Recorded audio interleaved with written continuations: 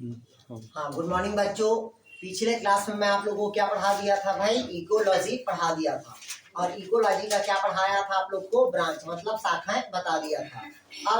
आज जो मैं आप लोग को जो पढ़ाने जा रहा हूँ वो है आपका सॉइल है। क्या है भाई? सॉइल। सॉइल मीन्स क्या होता है आपका? मृदा।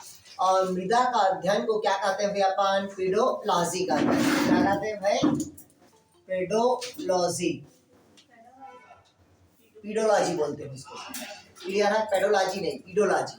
मतलब मृदा के अध्ययन को अपन क्या कहेंगे? पीडोलॉजी कहेंगे। क्लियर है तक के?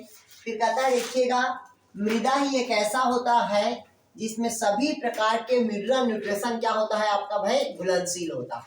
ठीक, मतलब जैसे कि सॉइल है तो सॉइल में सभी प्रकार के क्या होगा? मिनरल न्यूट्रिशन होगा। क्या होगा भाई? Mineral nutrition. और यही जो मिनरल न्यूट्रिशन होगा ये जल में कैसा होगा आपका? घुलनशील होगा।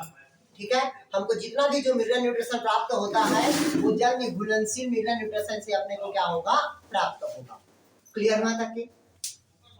फिर जो क्वेश्चन आता है मृदा से वो मृदा के सॉइल प्रोफाइल से होता है और वो सॉइल के पार्टिकल से कि कितने सॉइल वाले पार्टिकल कितने साइज वाले वो क्या कहते हैं, इससे क्वेश्चन मेन बनता है। तो सबसे पहले सॉइल से देखते हैं, एक टॉपिक आता है जिसको कहते हैं सॉइल प्रोफाइल। क्या कहते हैं भाई? Soil profile. इसको समझिएगा। सॉइल प्रोफाइल मतलब होता है मृदा परिच्छेदिका। क्या कहते हैं उसको हिंदी में भाई? मृदा परिच्छेदिका। कि मतलब सॉइल का मतलब कैसे सेक्शन कटिंग काटे तो अपने को मृदा का पूरा लेयर अपने को दिखाई देगा। तो हमेशा जब मृदा का लेयर को देखने के लिए अपने को वर्टिकल सेक्शन काटना पड़ता है। कैसा काटना पड़ता है? वर्टिकल। मतलब जब हम तिरछे रूप से मृदा को काटेंगे तो उसके अलग अलग हमको लेयर क्या होगा? दिखाई देगा। जैसे कि लेयर कैसे होगा, इधर देखिएगा।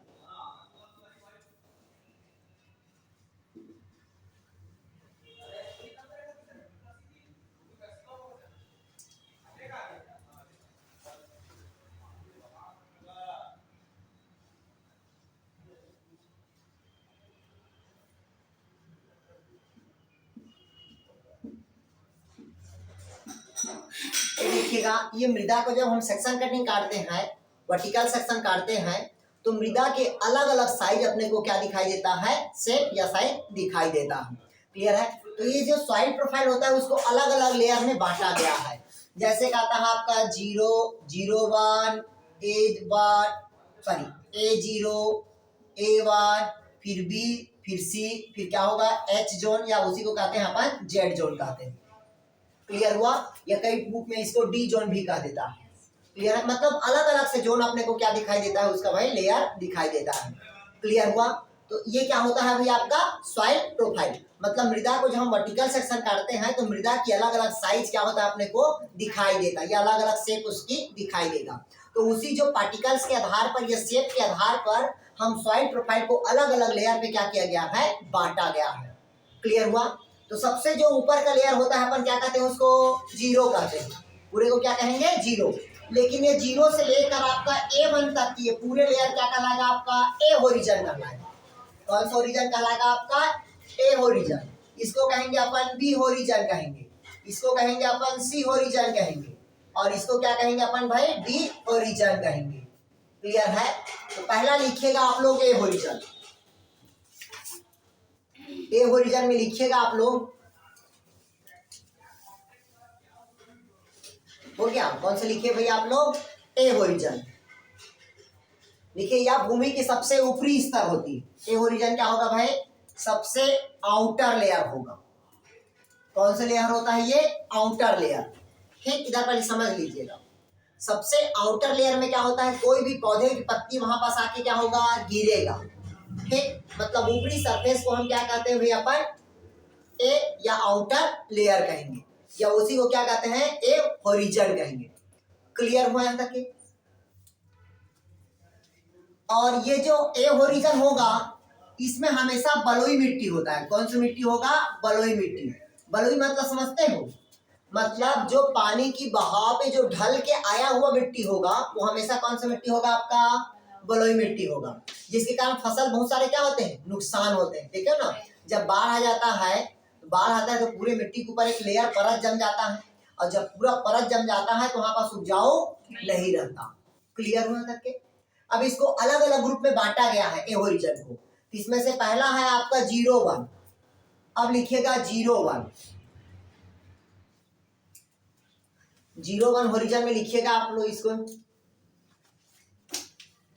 लिखिएगा इस जगह पर पौधे की पत्तियों एवं पुष्पों का, लिखिएगा इस जगह पर, लिखिएगा इस जगह पर पौधे की पत्तियों का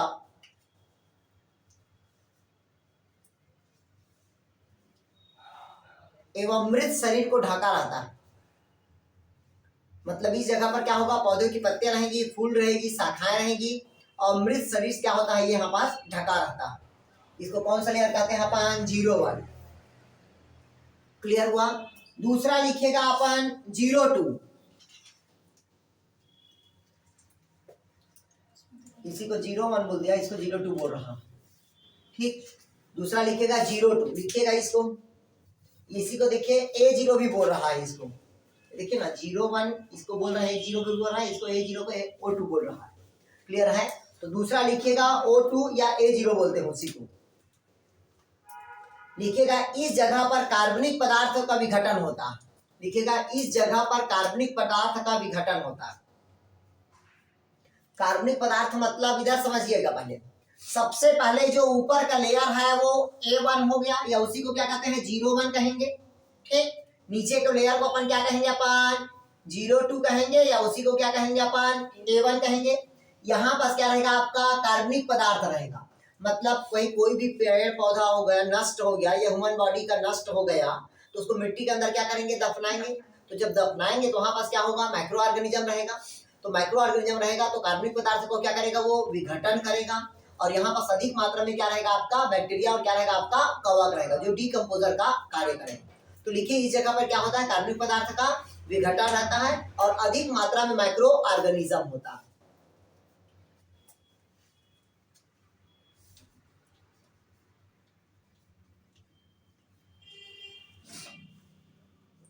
हो गया? अब अगला लिखिएगा A1। अगला लिखिएगा A1। लिखिएगा कार्बनिक पदार्थ भरपूर मात्रा में होता है। लिखिएगा ऑर्गेनिक कंपाउंड भरपूर मात्रा में होता है।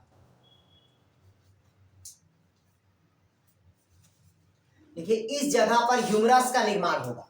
मतलब यहाँ पास कौन सा कंपाउंड रहता है भाई, आपका ऑर्गेनिक कंपाउंड रहेगा। और यही पास किसका निर्माण होगा, तो ह्यूमरस का निर्माण होगा। हाँ, ह्यूमस बोलते हैं। ठीक, किसका निर्माण होगा भाई, ह्यूमस का निर्माण होगा। अब अगला लिखिएगा A2। अगला लिखेंगे A2।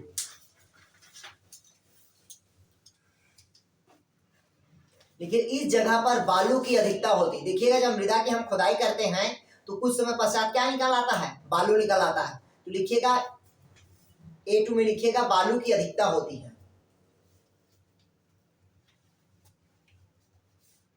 हो गया, लिख लिए। अब इधर देखिएगा, हो गया, यहां तक क्या हो गया। ठीक, अब इसके बाद लिखिएगा बी होरिजन। लिखिएगा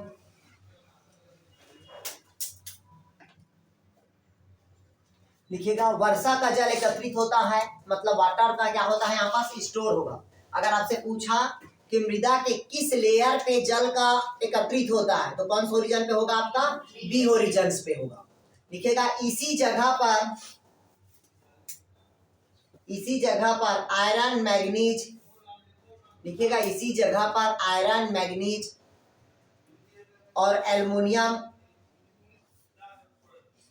इसी जगह पर आयरन मैग्नीज एल्युमिनियम एवं कार्बनिक पदार्थ पर्याप्त मात्रा में पाया जाता है।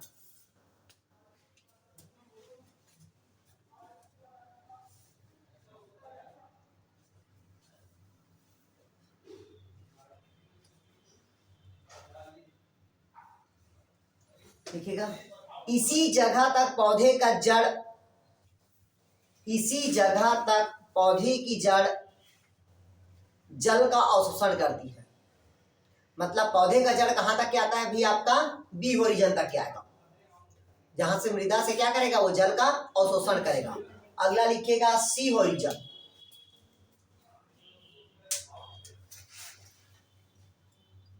लिखिएगा सी होरिजन। देखिए इस जगह पर चट्टान, लिखिएगा इस जगह पर चट्टानें पाई जाती है, मतलब इस जगह पर अधिक मात्रा में क्या मिलेगा, चट्टान या पत्थर से मिलेगा।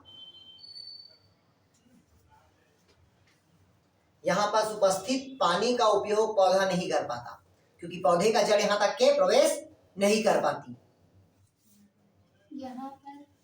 यहाँ पर जल उपस्थित होता, ठीक, किंतु पौधे का जड़ अवशोषण नहीं कर पाती। बोलते हैं ना कि पत्थर को खोद के निकालते हैं वो पानी शुद्ध रहता है, ठीक, बोर कराते हैं, देखे हो ना, लेकिन पौधे की जड़ वहां तक जाती है क्या, नहीं जा पाती।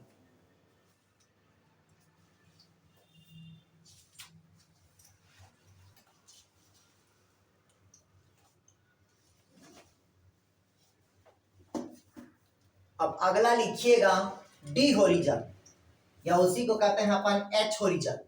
अगला लिखिएगा डी होरिजन। हाँ जी सर, वीडियो नहीं मेरे में आ ही नहीं रहा है, कोडेड वीडियो दिख ही नहीं रहा है, वो पैचेस दिख ही नहीं रहा है। तो आज हमको वो करना है, अब आपको ऐड कर देंगे, टेंशन मत लो, हटा दिया होगा तो। मनीष भैया को 2-3 बार फोन लगाई मैं तो उठा ही नहीं रहे। हाँ ठीक है, आज हम कर देंगे, ऐड कर देंगे, आपको टेंशन मत लो, ठीक। हमको व्हाट्सएप कर देना आप, हमको व्हाट्सएप कर देना, हम ऐड कर देंगे अभी, है ना। तो क्या व्हाट्सएप करेंगे सर आप? हेलो सर लिख के भेज देना कि हम ऐड कर दो सर बोल के, फिर कर देंगे हम, ठीक है। चलिए, हाँ क्या हुआ संगीता? हाँ इसको जेड भी बोल देते हैं, कई पुस्तक में जेड दिया है, किसी में एच दिया है, किसी में डी होरिजन दिया है। हाँ तो लिखिएगा इस जगह, लिखिएगा चट्टान के ऊपर जल संग्रहित होता है, चट्टान के ऊपर जल संग्रहित होता है।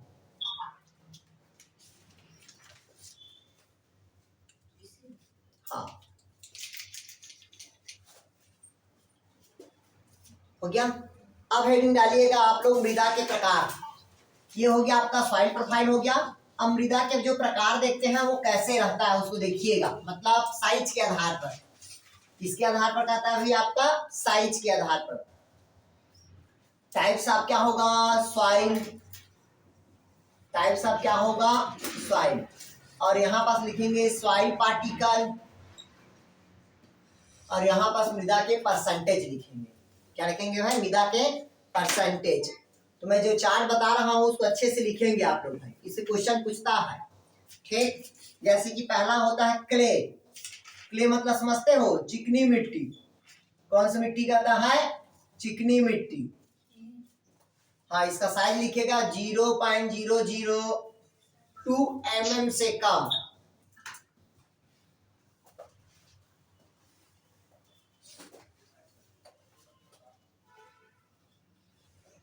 दूसरा लिखेगा गाद। गाद मतलब सिल्ट। इसका साइज रहता है 0.002 से 0.02 mm। तीसरा लिखिएगा फाइन सैंड, महीन बालू। लिखिएगा 0.02 से 0.20 mm।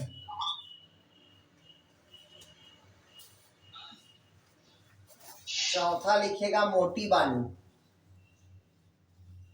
कोर्स सैंड, मोटी बालू। देखिए 0.20 से 2.0 mm। अरे क्यों हल्ला कर रहे हैं भाई, बजरी, बजरी को बोलते हैं ग्रेवेल। 2.0 से अधिक चलिए चलिए समझा दो मैं इसको।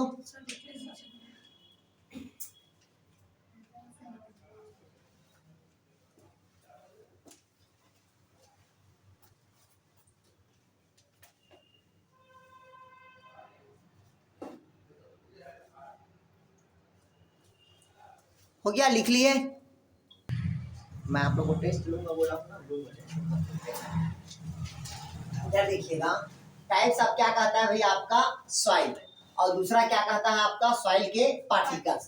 तो सबसे पहले देखिएगा, आपसे डायरेक्ट क्वेश्चन पूछेगा कि जो सिल्ट होता है मतलब जो गाद होगा उसकी साइज कितना होगा। ठीक, तो इसको सीक्वेंस से पढ़ोगे तो अच्छा रहेगा। सबसे पहले देखिएगा, मैं आपको बताता हूँ, ये जो ऊपर होता है चिकनी मिट्टी, मतलब जो पानी से बह के आता है ना, क्या आता है, जो पानी से बह के आता है वो कौन सी मिट्टी होता है, चिकनी मिट्टी। उसकी साइज हमेशा क्या होती है, सबसे छोटी होती है, मतलब 0.002 mm से क्या होगा, कम। आया समझ? देखिए ध्यान समझिएगा, कोई भी चीज पहले पानी से बह के आया, फिर पानी के बह के आता है तो ऊपर में एकदम ऐसा लगता है कि एकदम प्लस्तर हुआ, गौर किए, तो उसकी साइज एकदम सबसे क्या होगी, छोटी। अब समझ आ गया, 0.002 mm से कम। क्लियर हुआ? जब चिकनी बह गया, पानी अब निकल गया, समतल दिखने लगा, अब उसकी लेयर को ऐसे बाहर निकालते हैं और ऐसे बैठ के देखना तो उसमें कैसा लगेगा, गद्दा लगता है। क्लियर हुआ? तो दूसरा कैसा होगा, गाद, मतलब सिल्ट होगा, मतलब इससे इसकी साइज क्या होगी, ज्यादा होगा, मतलब 0.002 m से क्या होगा, 0.2 m, एक जीरो कम हो गया। नहीं, मतलब इसकी साइज से ये बड़ा होगा, तो ये बड़ा साइज का है सिल्ट, गाद। आगे समझ रखे। अब गाद के पास आता है तो देखिएगा, जब छानते हैं उसको और जब एकदम हाथ में करते हैं तो खुरदुरा खुरदुरा लगता है। ऊपर का खुरदुरा लगता है क्या, नहीं लगता। ऊपर बाकी निकल गया तो नीचे देखोगा मिट्टी जैसे लगता है गाद, जब वो निकल जाएगा तो ऊपर खुरदुरा आएगा। तो तीसरा नंबर आता है फाइन सैंड, मतलब महीन बालू। तो जो महीन बालू होगा वो क्या होगा, 0.02 m से कितना होगा आपका, 0.20 mm होगा। क्लियर हुआ तक के? आगे समझ आता क्या? फिर इसके बाद महीन बालू के बाद क्या होगा, मोटी बालू आएगा। तो मोटी बालू की साइज क्या होगा, 0.20 से क्या होगा, 2.00 mm होगा। क्लियर होता के? अब बजरी जो आएगा तो बजरी की इसकी साइज क्या होगी, ज्यादा होगी, मतलब 2.00 से कितना होगा, अधिक होगा। पहला क्या बताया मैं आप लोग को, चिकनी मिट्टी, साइज कितना बताया, 0.002 से कम। उसके बाद क्या बताया मैं आप लोग को, पानी बह गया, गाद निकल गया तो गद्दा बनेगा, मतलब क्या बताया मैं आप लोग को, सिल्ट बताया, गद्दा।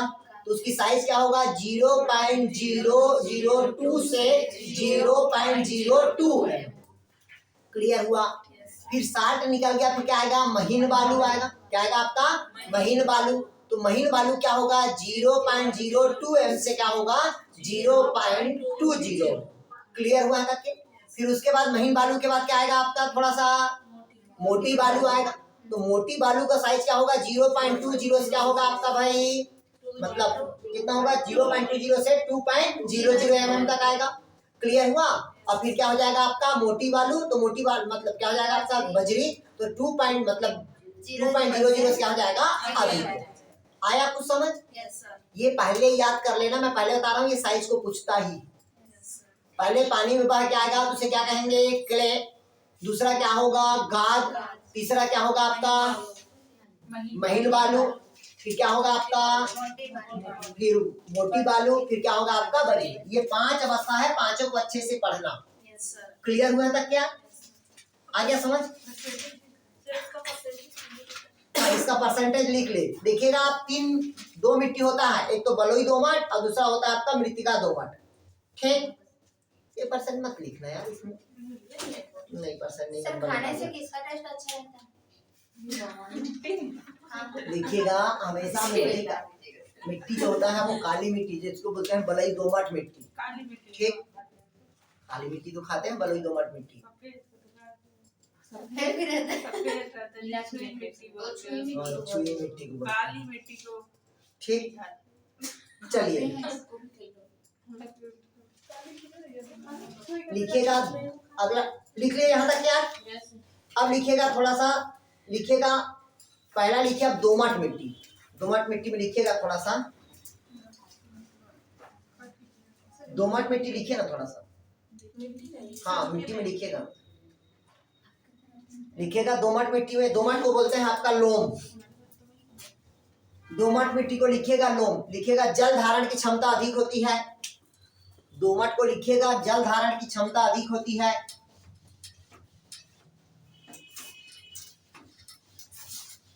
लिखिएगा दोमट मिट्टी में जल धारण की क्षमता अधिक होती है। हो गया? मतलब क्या होता है भाई, वाटर कैपेसिटी क्या होता है, वाटर होल्डिंग कैपेसिटी अधिक होता है। क्लियर हुआ?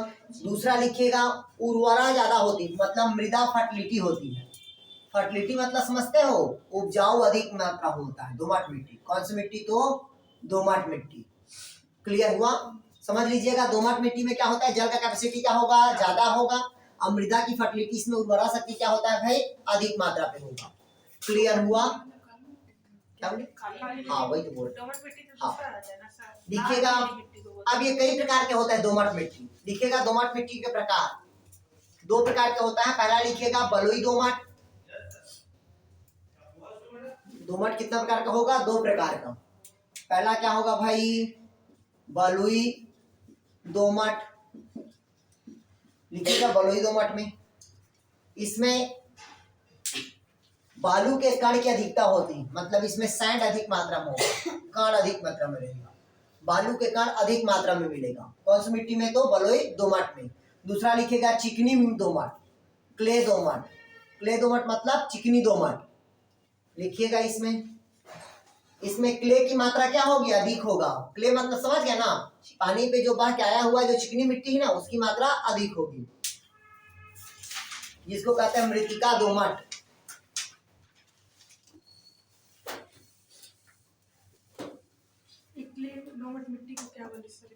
किसकी मात्रा अधिक होगी? क्ले गाद मतलब बोलते हैं ना, चिकनी मतलब मृतिका की मात्रा अधिक होगी इसमें, क्ले दोमट में। मृतिका दोमट, महीन कर नहीं बोलते इसको, मृतिका चिकनी मिट्टी बोलते हैं इसको।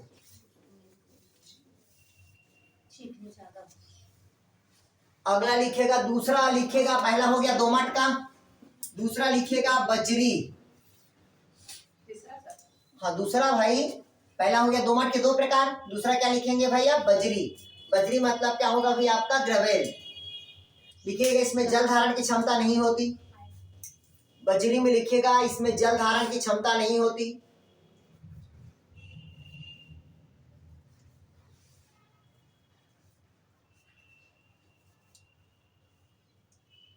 हो गया?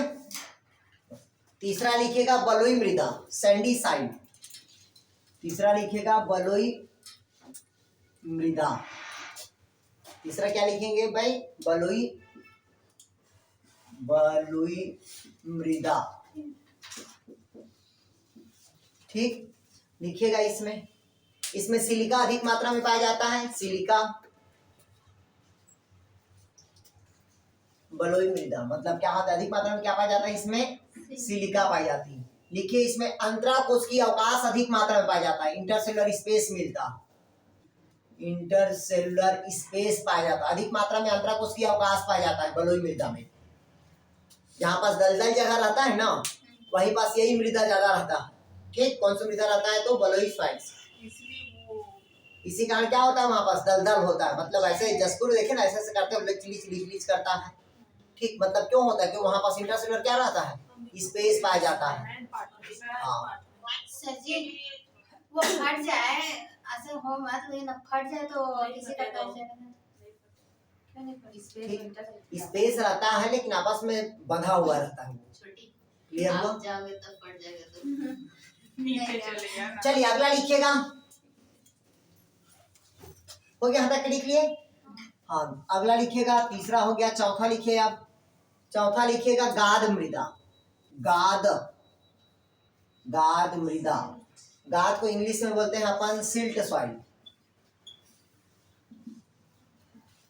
लिखिएगा सिल्ट सॉइल पे। देखिए पौधे की वृद्धि के लिए उपयुक्त होता है। देखिए यह पौधे के वृद्धि के लिए उपयुक्त होता है।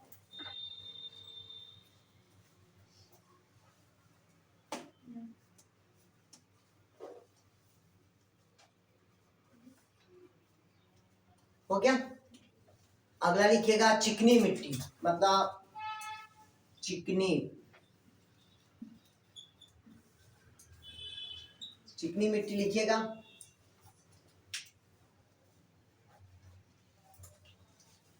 लिखिएगा बाढ़ के समय नदियों में जमा होता। लिखिएगा बाढ़ के समय नदियों में जमा होता, ये चिकनी मिट्टी कहलाता है।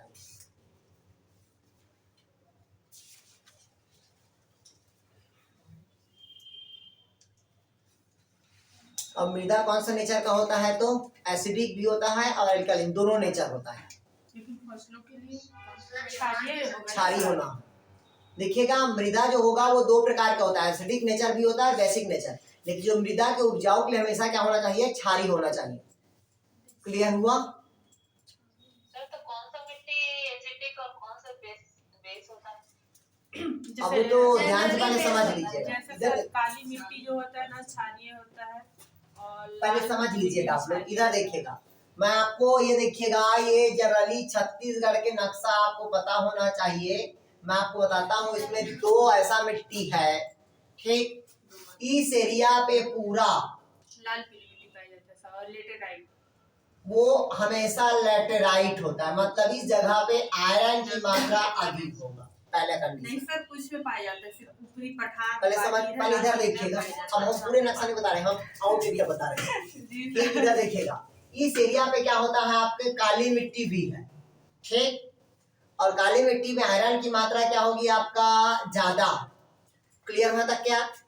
फिर दूसरा, ये वहां पास की जो एरिया होती है, जो बीच वाला एरिया होगा, यहाँ पास दो मिट्टी मिलेगा। एक तो काली मिट्टी मिलेगी और दूसरा हमेशा क्या मिलेगी? आपका लाल गरुआ मिट्टी मिलेगा, ठीक। तो देखिएगा जो बिलासपुर के रेंज में है वो काली मिट्टी है, और जांजगीर चांपा की रेंज में थोड़ा सा क्या है? आपका लाल मिट्टी मिल जाता। क्लियर है? तो देखिए जब काली मिट्टी होती है उसमें दोनों फसल हो जाता है, धान, चना, तिवरा, गेहूं सब होगा। लेकिन लाल मिट्टी में गेहूं का उत्पादन कम होगा, चना उत्पादन कम होगा, तिवरा उत्पादन कम होगा। आया समझ आ? तो जो काली मिट्टी होता है वो हमेशा कौन सा नेचर का होगा? आपका बेस नेचर का होगा। और लाल मिट्टी हमेशा क्या होता है? एसिडिक नेचर का होता है। क्लियर हुआ?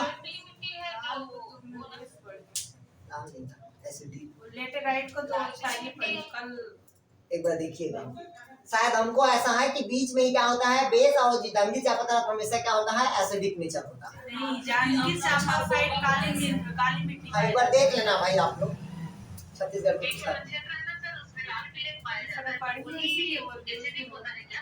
हाँ, लेटेराइट साइड, लेटेराइट ऊपर पाया जाता है। ठीक।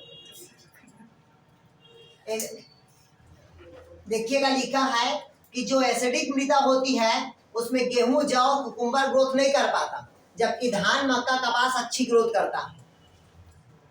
क्लियर हुआ यार? चलिए अब अगला लिखेंगे आप लोग, हेडिंग डालिएगा biota and biotic factor. Heading डालिएगा बायोटा एंड बायोटिक फैक्टर।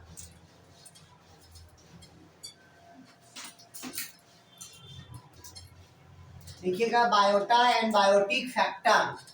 अब देखते हैं बायोटा एंड बायोटिक फैक्टर, देखते हैं। हो गया। इसके अंतर्गत जो पहला टॉपिक है वो है आपका इंट्रैक्शन एमंग प्लांट। पहला हेडिंग डालिएगा इंट्रैक्शन, इंट्रैक्शन इन प्लांट, मतलब पौधा में क्या होता है भाई? अंतर क्रियाएं होता है। पौधा में क्या होगा भाई? आपका अननोन क्रियाएं या अंतर क्रियाएं होता है।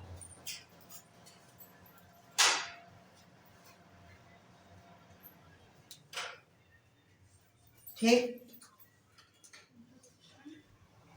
क्लियर हुआ? देखिए लिखा है इंट्रैक्शन इन प्लांट, मतलब पौधे में क्या होता है? अंतर क्रियाएं पाई जाती है। और अंतर क्रियाओं को अच्छे से पढ़िएगा, ये क्वेश्चन इकोलॉजी में आता ही है इसको।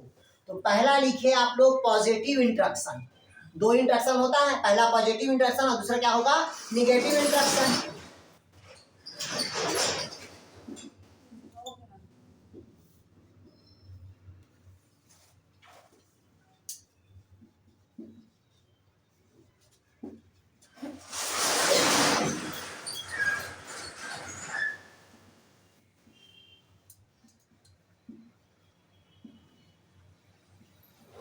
देखिएगा पहला कौन सा इंटरेक्शन होता है, कहता है भाई आपका पॉजिटिव इंटरेक्शन होगा और दूसरा क्या होगा भाई आपका निगेटिव इंटरेक्शन होगा।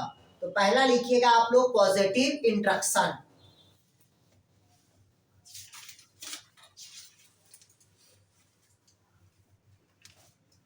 ठीक, तो पहला बोलते हैं इसमें कमलिज्म। पहला ध्यान समझिए लेगा।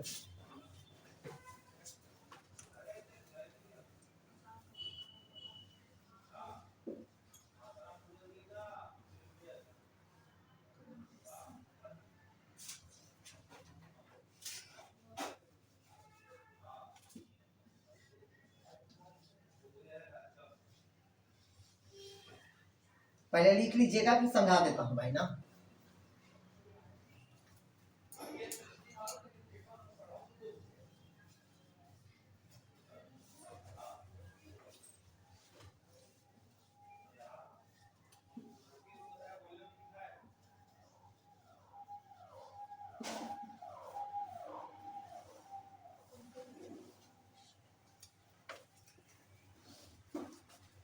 चलिए समझा दे, लिख लो।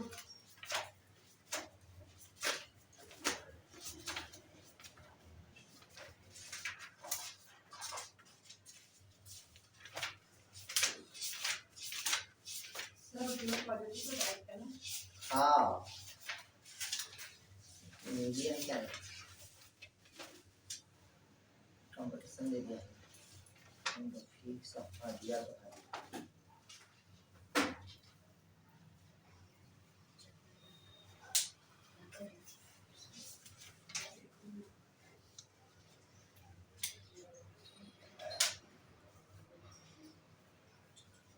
हो गया, समझा दो।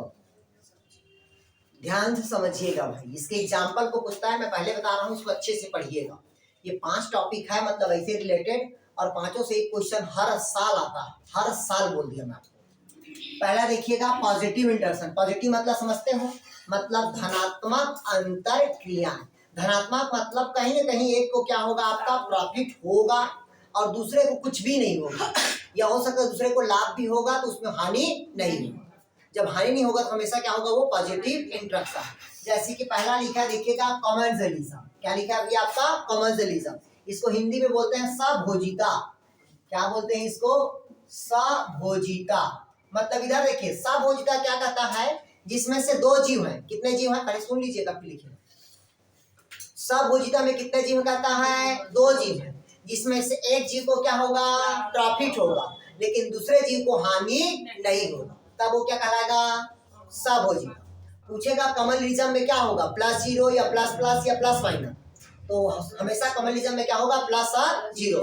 मतलब एक ऑर्गेनिज्म को क्या होगा, प्रॉफिट, और दूसरे को ना लाभ होगा ना हानि। क्लियर हुआ। एग्जाम्पल लिखिए अब इसका, एग्जाम्पल लिखिएगा। एक मिनट रुकिए, क्या सबको लिखा है? अच्छा, हिंदी भी लिखवाते जाएगा। नहीं वहाँ पर सब लिख दिए, हम लोग एक साथ लिख दिए। हाँ तो पहला पॉइंट करके लिखो ना भैया। पहला लिखिएगा सभोजिता, देश करके लिखो सभोजिता, लिखिएगा। लिखिएगा इस प्रकार का सहसंबंध, लिखिएगा कमलिज्म में, लिख लो इसको 5 को। इस प्रकार का सहसंबंध, इस प्रकार का सहसंबंध 2 भिन्न प्रजातियों के मध्य होता है। 2 भिन्न प्रजातियों के मध्य होता है, 2 भिन्न प्रजातियों के मध्य होता है, जिसमें से एक को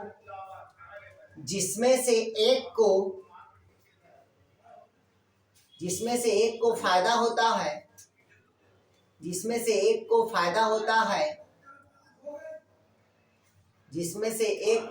होता है और दूसरे को, जिसमें से एक को फायदा होता है और दूसरे को ना हानि होता है ना फायदा होता है, और दूसरे को कुछ भी नहीं होता। लिख लो। क्लियर हुआ। मतलब देखिएगा 2 भिन्न प्रजातियों हैं। कितने प्रकार की जाति हैं, 2 अलग अलग जाति हैं, और 2 अलग जाति हैं लेकिन दोनों एक साथ रहा, लेकिन दोनों में से किसी एक को क्या होगा, प्रॉफिट होगा और दूसरे को कुछ भी नहीं होगा। इसमें एग्जाम्पल लिखिएगा। लिखिए लियॉन्स, एग्जाम्पल में लिखेंगे आप लोग लियॉन्स, लियॉन्स लिखिएगा लियॉन्स।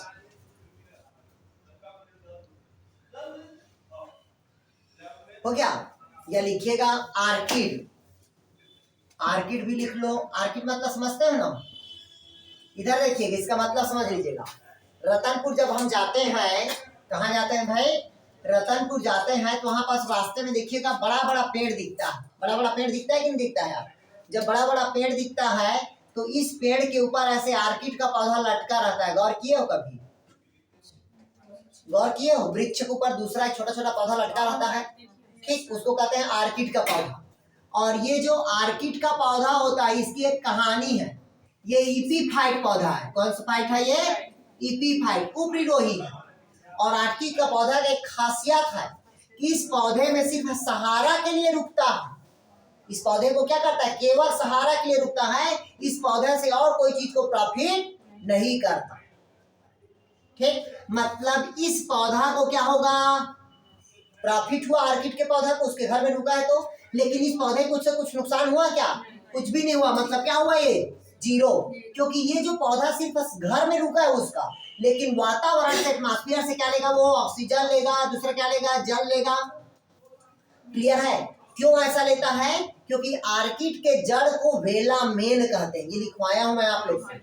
आर्किड के रूट को क्या कहते हैं भैया? अपन वेला मेन कहते हैं। अगर क्वेश्चन पूछा आर्किड के रूट को क्या कहते हैं तो वेला मेन कहते हैं, जो एटमॉस्फेयर से ऑक्सीजन को और वाटर को एब्जॉर्ब करता है और प्रकाश संश्लेषण की क्रिया में क्या करता है? वो भाग लेता है। और दुनिया का सबसे स्मॉलेस्ट सीड कौन होता है? आर्किड का बीज। जब किसी का हड्डी टूट जाता है तो आर्किड के पत्ती को ही खिलाया जाता है। आया समझ? जैसे हथजोड़ और ये दो ऐसा चीज होता है जिसमें क्या होता है? अधिक मात्रा में कैल्शियम पाया जाता है, जिसको हड्डी को तुरंत जोड़ने का क्या करता है? कार्य करता है। आया समझ? आगे समझिए। मतलब लियांस होगा एग्जाम्पल में, दूसरा कौन होगा आपका? आर्किड होगा, ठीक।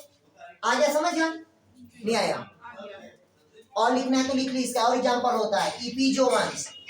लिखिएगा इसका एग्जाम्पल, लिखिएगा इपीजोवंस। इपीजोवंस मतलब समझते हो? जैसे कि मनुष्य के आमाशय में क्या पाया जाता है? ई कोलाई पाया जाता है, जो क्या काम करता है? आपका कमलिज्म करता है। लिखिएगा, लिखिएगा। हमारी आंतों में ई कोलाई नामक जीवाणु पाया जाता है, जो भोजन के रूप में पाचन में मदद करती है। लिखिएगा, मनुष्य के आमाशय में ई कोलाई पाया जाता है, जो भोजन को पचाने में सहायक होती है।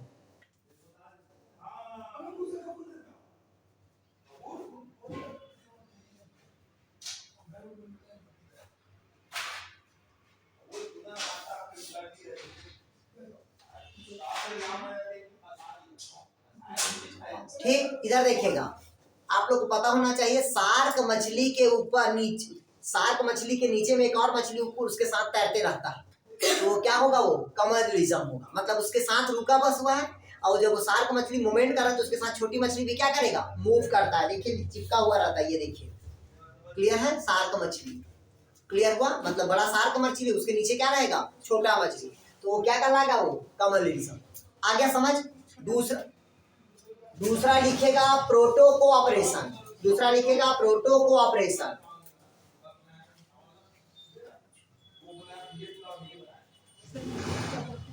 इसको कहते हैं प्रोटो कोऑपरेशन ही कहते हैं। लिखेगा प्रोटो कोऑपरेशन। इधर पहले समझ लीजिएगा, पहले इसको अच्छे से समझिएगा। देखिएगा, अभी जो बताया कम्युनिज्म में दोनों जीव एक साथ रहते हैं। दोनों जीव क्या था? एक साथ। और दोनों की जाति क्या थी? अलग अलग थी। और जिससे दोनों को क्या हो रहा था? एक को प्रॉफिट और दूसरे को कुछ भी नहीं हो रहा था। वो क्या था? कम्युनिज्म। लेकिन दूसरा कहता है प्रोटो कोऑपरेशन, मतलब ऐसा जीव जिसमें कट के एक बार हम जुड़े क्या फिर से?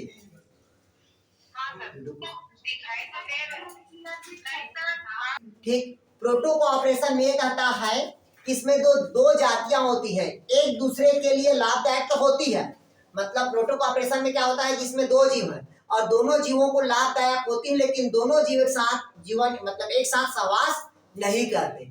मतलब देखिएगा, प्रोटो कोऑपरेशन क्या कहता है कि दो जीव हैं और दोनों जीव को प्रॉफिट होगा, लेकिन दोनों जीव एक साथ जीवन यापन नहीं करते, तब इसे हम क्या कहते हैं भाई, प्रोटो कोऑपरेशन।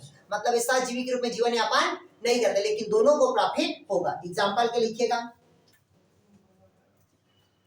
लिखिएगा। एक साथ जीवन यापन नहीं करते। हाँ, एक साथ।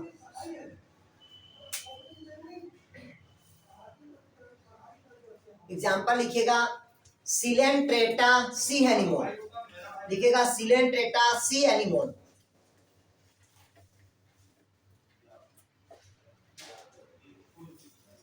सी एनिमोन के ऊपर चिपके रहते हैं ना, देखिए बहुत सारे, ये देखिएगा सिलेंट्रेटा के बाद सब देखिए ना, देखिए इसके ऊपर ये चिपका रहता है, मतलब क्या है, प्रोटो कोऑपरेशन है। लिखिएगा सी एनिमोन, सी एनिमोन सिलेंट्रेटा ग्रुप का है, ठीक है, सी एनिमोन। और लिख लीजिएगा, लिखिए मवेशियों के शरीर के ऊपर कीट रहता है, देखा ना, मवेशियों के शरीर के ऊपर कीट रहता है, जिससे दोनों को प्रॉफिट होता है कि नहीं होता है? कैसे प्रॉफिट होगा, इधर देखिएगा, कोई भी जीव जंतु है, ठीक, और जीव जंतु के ऊपर क्या है आपका, मतलब पक्षी आके बैठता है, देखिए भाई एक जानवर है, जानवर के ऊपर कीड़ा है, मतलब किन्नी है, और उस किन्नी को खाने के लिए कौन आएगा, कौवा आएगा, आएगा कि नहीं आएगा? तो जब कौवा खाया तो उसको भोजन मिला, और उस जानवर के किन्नी को बाहर निकाल दिया वो, तो जिससे दोनों को क्या हुआ, प्रॉफिट हुआ। लेकिन क्या पक्षी और जानवर दोनों एक साथ रहते हैं क्या? नहीं रहते। ध्यान समझिएगा, दोनों जाति क्या है, अलग अलग है, लेकिन दोनों को प्रॉफिट हो रहा है, लेकिन दोनों जीव एक साथ जीवन यापन नहीं करते, तब वो क्या कहलाएगा आपका, प्रोटो कोऑपरेशन। आया समझ?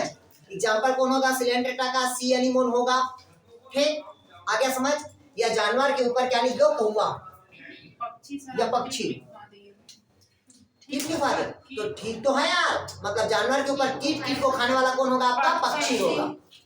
क्लियर हुआ? जानवर के ऊपर कीट ही रहेगा ना सर? वही तो बता रहे हैं, उसके कीट को खाने वाला पक्षी रहेगा। ठीक है सर, ठीक बता रहे हैं। नहीं आया समझ? आ गया सर। क्लियर हुआ? तीसरा लिखेगा म्यूटालिज्म, तीसरा लिखेगा म्यूटालिज्म, इसको हिंदी में बोलते हैं सहोपकारिता, सहोपकारिता, हाँ सहोप, इंग्लिश में उसका दोनों सहोपकारिता। ये साभोजिता है, ये भोजन ले रहा, और सहोपकारिता है म्यूटालिज्म, सहजीवी बोलते हैं इसी को, सहोपकारिता, सपरोपकारिता, सपरोपकारिता लिखा है हिंदी में, लिखिए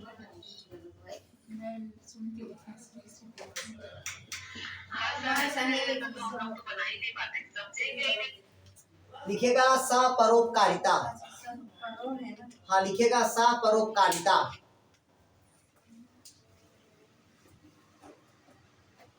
लिखेगा सपरोपकारिता, लिखेगा, लिखे जब दो जीव एक साथ जीवन यापन करते हैं और दोनों को फायदा होगा, लिखेगा जब दो जीव साथ साथ जीवन यापन करते हैं, जब दो जीव साथ साथ जीवन यापन करते हैं और दोनों जीवों को प्रॉफिट होगा या दोनों जीवों को फायदा होगा, दोनों जीवों को फायदा होगा, ऐसे जीवों को सहोपकारिता कहते हैं, सपरोपकारिता कहते हैं, म्यूटालिज्म।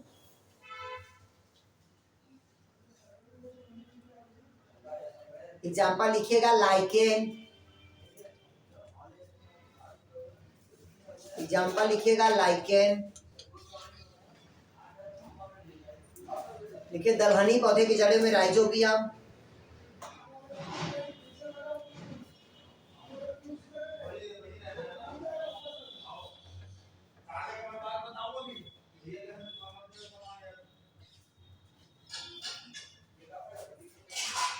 हो गया, लिख लिया। अब अगला लिखिएगा,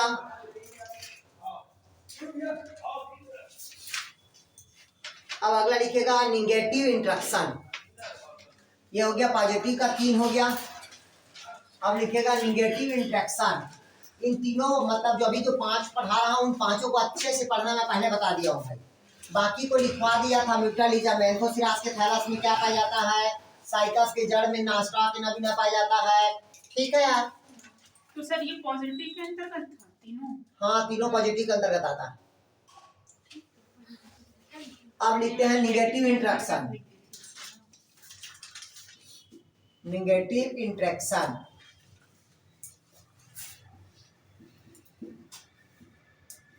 लिखिएगा। निगेटिव इंट्रैक्शन, निगेटिव इंट्रैक्शन को क्या बोलते हैं भाई अपन? कंपटीशन होता है। क्या होता है इसमें? कंपटीशन। कंपटीशन मतलब समझते हो ना यार? तो निगेटिव इंट्रैक्शन में लिखिएगा पहला कंपटीशन,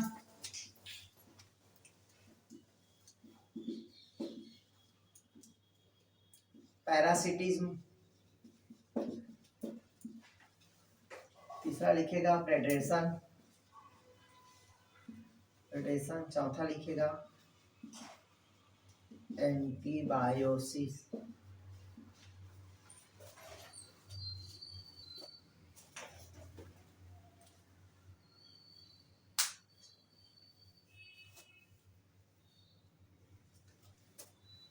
अब इधर समझिएगा,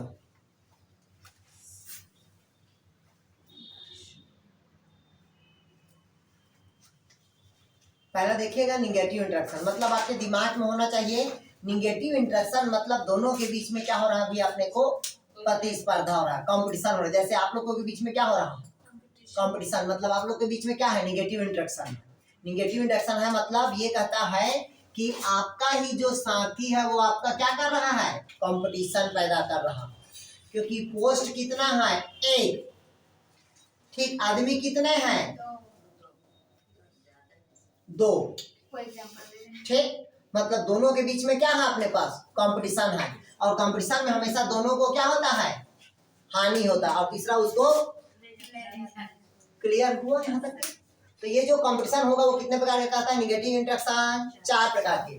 पहला कंपटीशन, दूसरा कहता है पैरासिटिज्म, तीसरा प्रेडेशन, चौथा क्या होगा? एंटीबायोसिस। तो पहला देखिएगा कंपटीशन। तो कंपटीशन 2 प्रकार के होता है। कंपटीशन कितने प्रकार का होगा? 2 प्रकार के।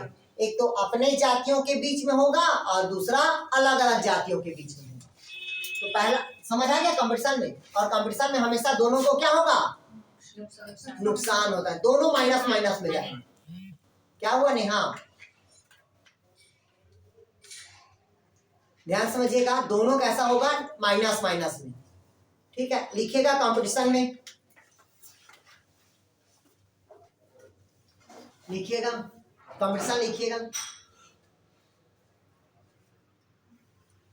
लिखिएगा अंतर जाति संघर्ष होता है और अंतरजाति संघर्ष। लिखिएगा इंटर स्पेसिफिक कंपटीशन और इंट्रा स्पेसिफिक। हाँ, इंट्रा स्पेसिफिक और इंटर।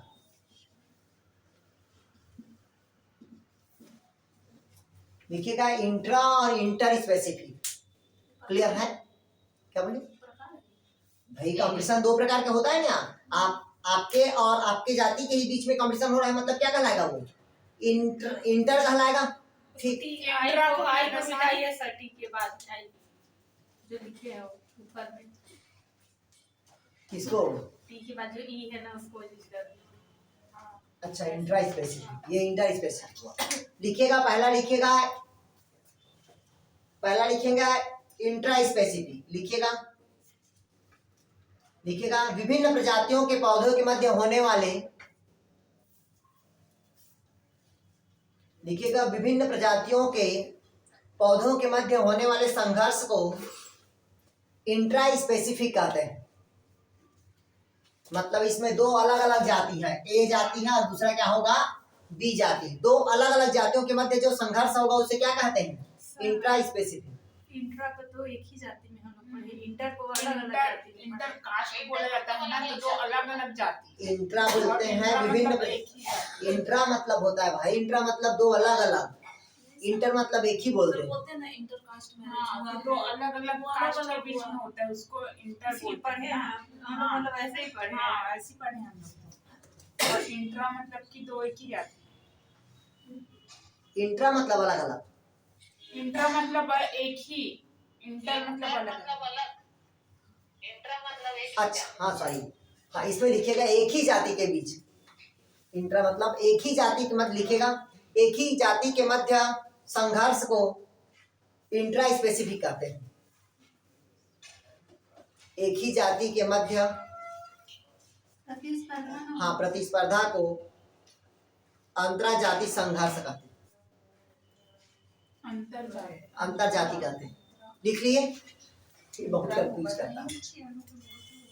आगे समझ आए।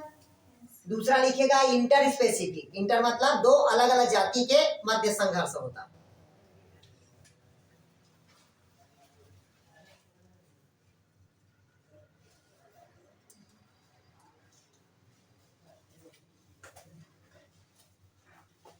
दूसरा लिखेगा पैरासिटिज्म।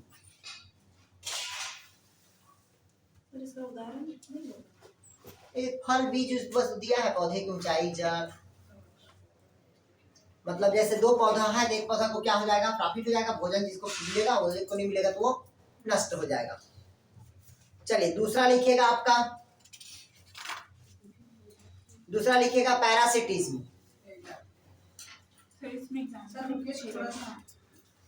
चलो एग्जाम्पल लिखोगे क्या? देखिएगा ध्यान से समझिएगा।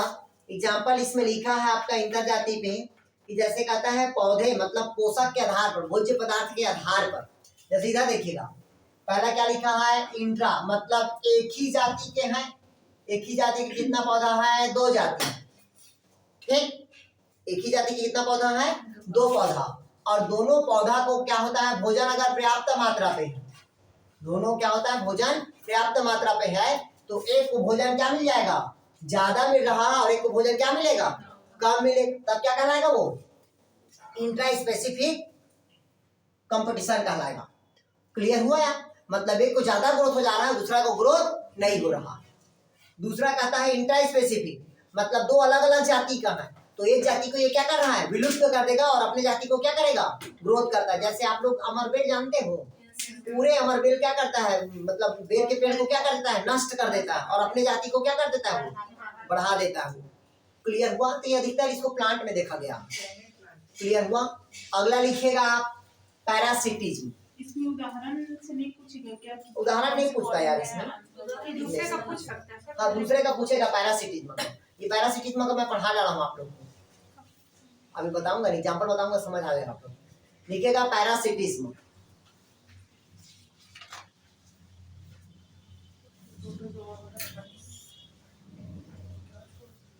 पैरासिटिज्म मतलब कहता है पौधे या जंतु भोजन के लिए दूसरे जीवों के ऊपर क्या रहता है, आश्रित रहता है, उसे क्या कहते हैं, पैरासिटिक। मतलब भोज्य पदार्थ के लिए दूसरे जीवों पर आश्रित रहता है, उसे क्या कहेंगे, पैरासिटिक। परजीवी जैसे जीवाणु, कवक,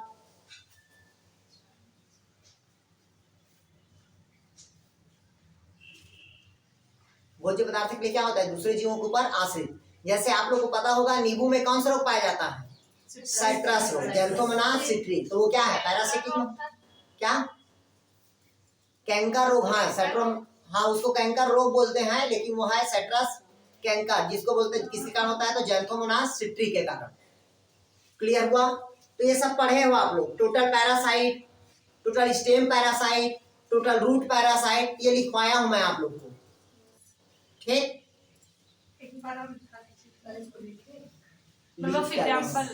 एग्जाम्पल लिखेगा पैरासाइट में, पहला लिखेगा टोटल पैरासाइट। हाँ एग्जाम्पल लिखो ना, टोटल पैरासाइट।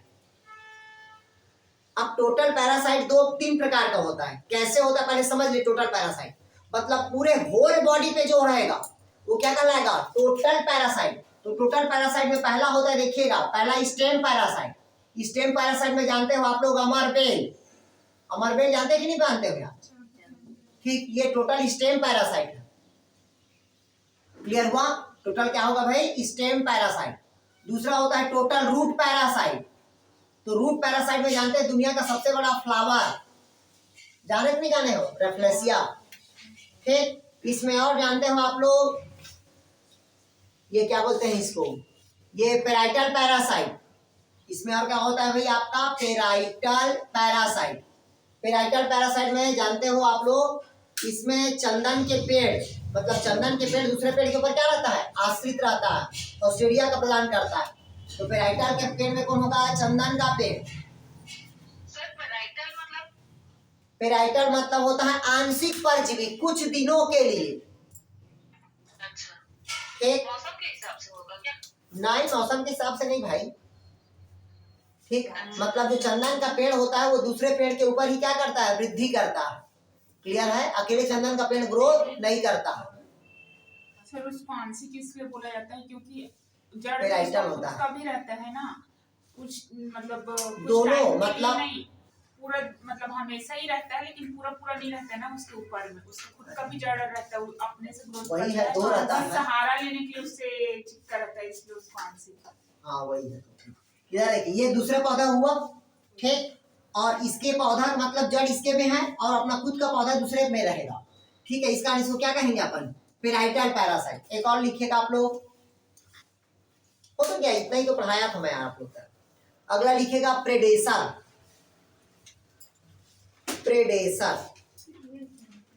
प्रेडेसर को हिंदी में कहते हैं परभक्षिता।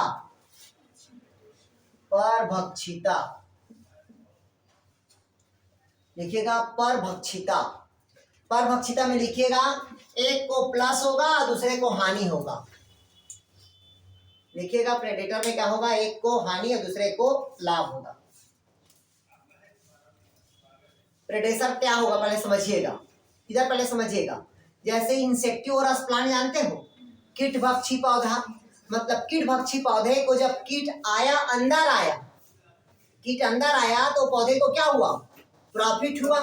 लेकिन कीट बेचारा क्या हुआ, मर गया, तो उसको क्या हुआ, हानि हुआ। तो क्या कहलाएगा, प्रेडेटर। लिखेगा कीटभक्षी पौधा, एग्जाम्पल लिखेगा कीटभक्षी पौधा, कलश पादप, इंसेक्टिवोरस प्लांट।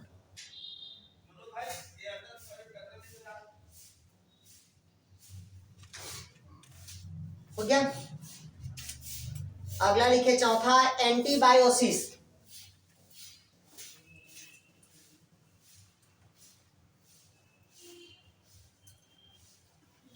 ध्यान समझिएगा, एंटीबायोसिस मतलब इधर पहले समझ लीजिएगा। एंटीबायोसिस मतलब जैसे कि मान लीजिएगा हम कोई कल्चर करते हैं, जैसे कि हमको क्या करना है, कल्चर मान लो कवक का करना है, तो हम कोई भी एंटीबायोटिक क्या कर देते हैं, दवाई डाल देते हैं, तो बैक्टीरिया की ग्रोथ को क्या करेगा, वो रोक देगा, और सिर्फ किसकी ग्रोथ होगी, फंगस की ग्रोथ होगी। तब ऐसे को हम क्या कहते हैं, एंटीबायोटिक। लिखिएगा इसमें, लिखिएगा, लिखिएगा एक जीव दूसरे जीवों की वृद्धि को रोक देता है। लिखिएगा एंटीबायोटिक में एक जीव दूसरे जीवों की वृद्धि को रोक देता है।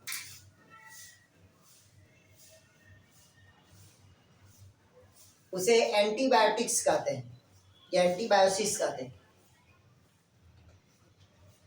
सर हिंदी में क्या बोलते हैं, एंटीबायोसिस ही तो बोलते हैं। क्या कहते हैं भाई, एंटीबायोसिस कहते हैं।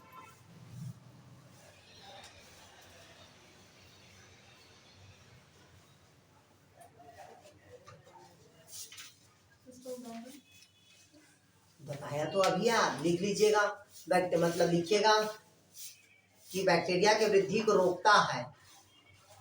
कोई भी टैबलेट रोक देता है बैक्टीरिया की वृद्धि को, और फंगस की वृद्धि को क्या करता है, बढ़ाता है। पीडीए में लिख लीजिएगा, पीडीए कल्चर में, पेटेंट में लिखिएगा पीडीए कल्चर में।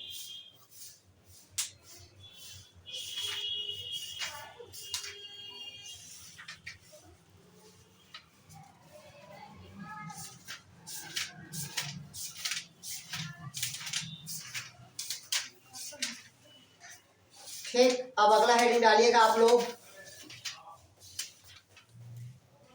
इकोलॉजिकल एडाप्ट, नहीं इकोलॉजिकल एडाप्टेशन पढ़ाए कि जीरो वो पढ़ा दे, फूड चैन फूड वे। बताया तो पीडीए, पोटैटो डेस्टोस अगर मीडिया। एडाप्टेशन है, एडाप्टेशन पढ़ाए क्या,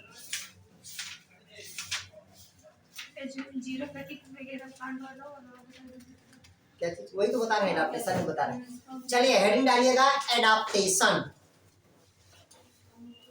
हाँ, अनुकूलन।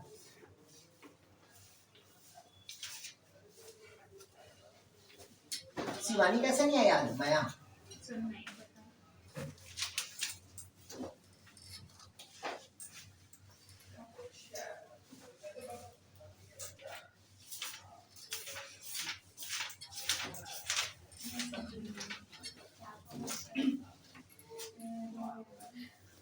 क्या बोले? अगला देखते हैं अपन इकोलॉजिकल एडाप्टेशन।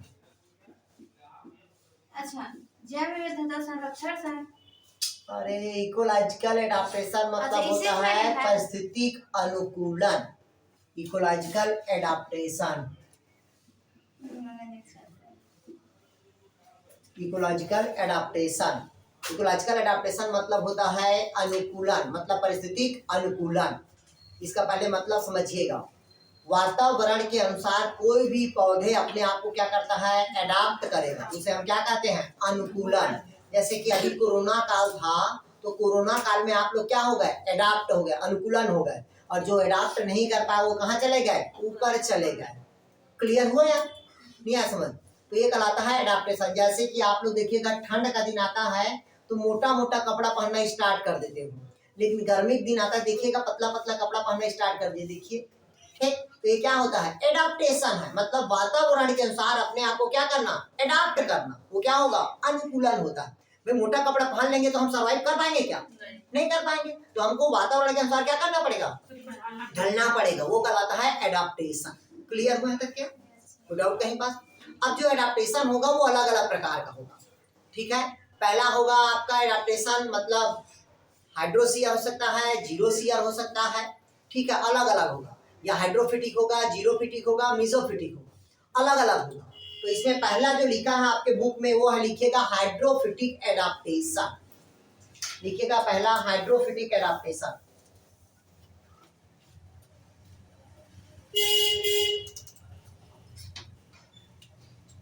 जल के प्रति एडाप्ट। आओ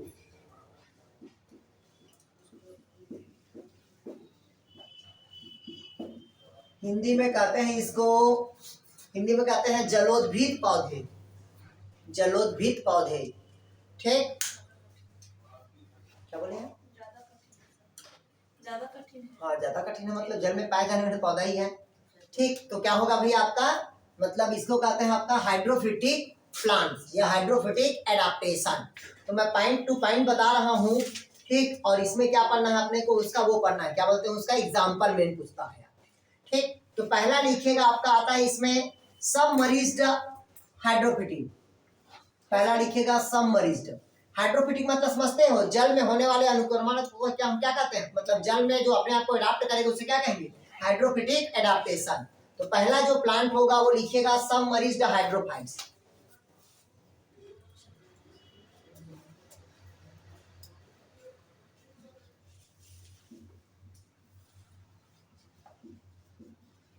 एग्जाम्पल बस लिखेंगे, एक लाइन छोड़ देंगे इसमें।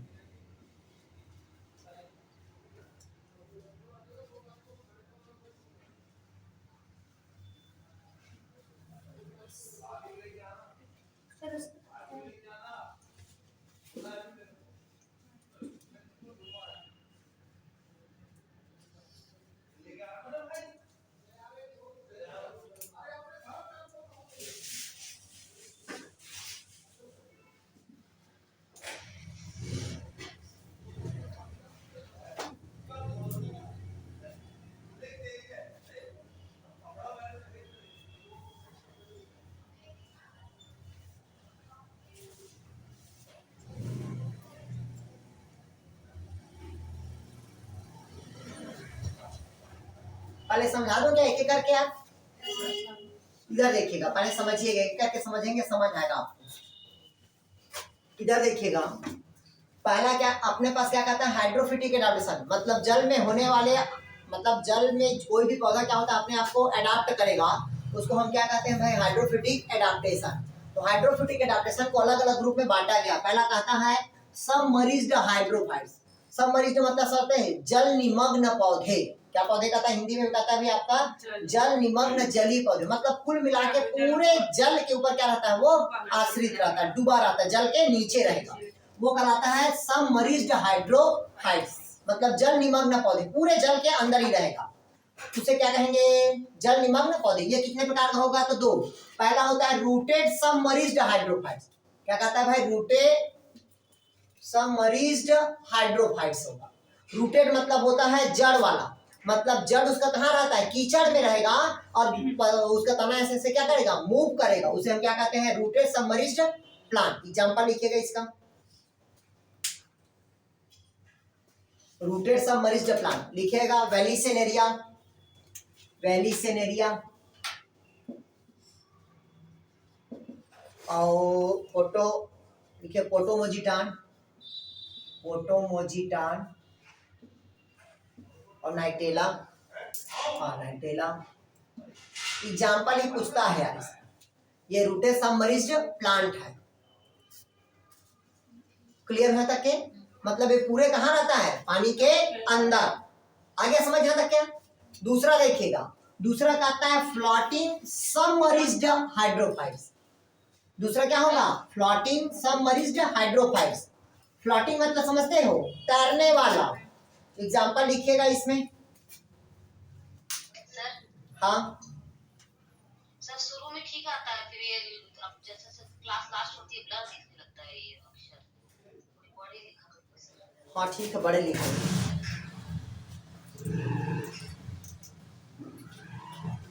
पहला हो गया आपका सबमर्ज्ड में, पहला क्या बताया मैं आप लोग को? रूटेड बताया, मतलब रूटेड सबमर्ज्ड प्लांट।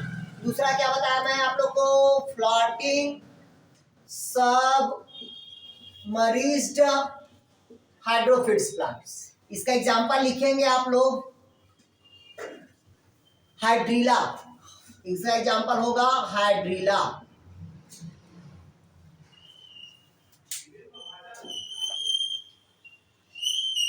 हो गया, लिख लिया। पहला हो गया आपका किसका? सबमर्ज्ड हाइड्रोफाइट, मतलब पूर्ण रूप से कहाँ रहता है? पानी के अंदर। इस काइंड को क्या कहेंगे? Submerged hydrophytes. दूसरा लिखिएगा,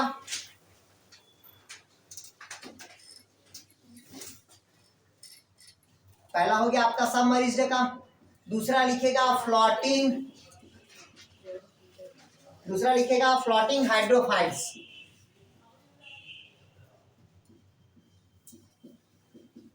देखिएगा, फ्लोटिंग मतलब होता है पानी में तैरने वाले पौधे, उसे हम क्या कहते हैं? Floating hydrophytes.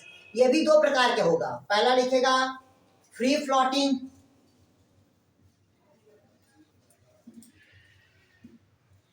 Free floating plants, और दूसरा होता है rooted floating plants.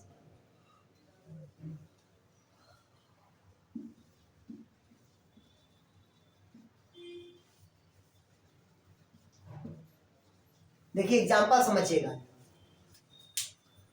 Floating hydrophytes मतलब पानी के ऊपर पूर्ण रूप से तैरने वाले पौधे को हम क्या कहेंगे? Floating hydrophytes. अब जो फ्लोटिंग होगा तैरने वाले दो प्रकार के होगा। पहला कहता है फ्री फ्लोटिंग, मतलब स्वतंत्र रूप से तैरने वाला। स्वतंत्र रूप से मतलब समझते हो? तो एग्जांपल लिखिएगा इसका, इकॉर्निया, इकॉर्निया, जलकुंभी जानते हो? जलकुंभी लिखिएगा फ्री फ्लोटिंग प्लांट में, जलकुंभी, azolla, pistia, azolla, pistia, Lemna, azolla, pistia, Lemna आदि। ये क्या है भी? आपका फ्री फ्लोटिंग प्लांट है।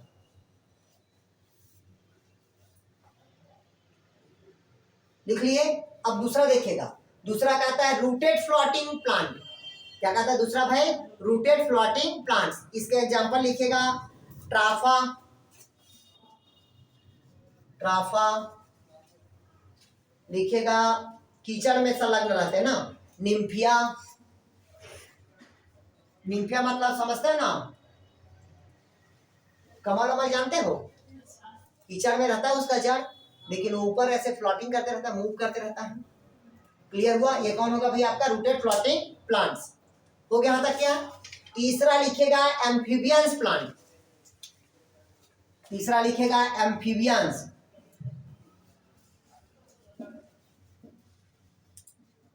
तीसरा लिखेगा एम्फीबियंस। एम्फीबियंस मतलब होता है उभयचर पौधे। तीसरा लिखेंगे क्या? उभयचर पौधे। क्लियर हुआ यार? लिखिएगा इसके अंतर्गत एग्जांपल। उभयचर मतलब समझते हो? मतलब ऐसे पौधे क्या होता है, जल में भी रहेगा और जल के ऊपर में भी रहेगा, उसे हम क्या कहते हैं? एम्फीबियंस कहते हैं। क्लियर हुआ तक के?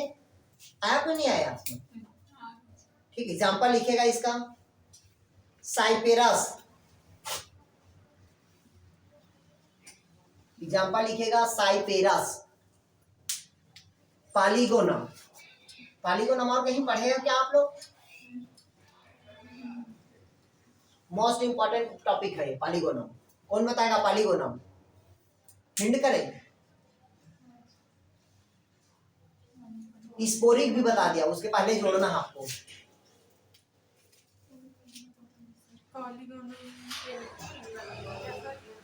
याद नहीं आ रहा मेरे को। मोनोस्पोरिक बाइस्पोरिक में नहीं पढ़े हो? पालिगोनम, हाँ, सर, ये वाला एम्बियनम, इसमें दूसा, क्या बोलते हैं, प्लांट का वाला में ना, नहीं पढ़े? वाला हाँ में, हाँ, जान गई, ट्रेटा वाला कुछ करके, हाँ। याद आ गया सर। नहीं पढ़े हो? मोनोस्पोरिक, बाइस्पोरिक, जी, सर। टेट्रास्पोरिक। जी, टेट्रास्पोरिक वाला। ऐसा दिमाग है तुम लोग। ठीक, क्लियर है? ये कौन सा होगा भाई आपका? पालिगोनम। क्लियर हुआ है तक? दिमाग को थोड़ा खोल के बैठा करो ना। इनमें कहाँ पढ़ेगा? अभी पढ़ाया ना पॉलिनेशन वाले में। एम्ब्रियो सेक नहीं पढ़ा? एम्ब्रियो सेक नहीं पढ़ाया हो यार? मोनोस्पोरिक होता है एंडामिया पालिगोनम में, दूसरा टेट्रास्पोरिक होता है, एलियम बाइस्पोरिक होता है, सब नहीं पढ़ाया हूँ? कहाँ को रहते हैं तुम लोग? चलो हो गया एम्फीबियंस। अगला लिखेगा मार्सी प्लांट। मार्सी मतलब दलदली, लिखेगा मार्सी प्लांट।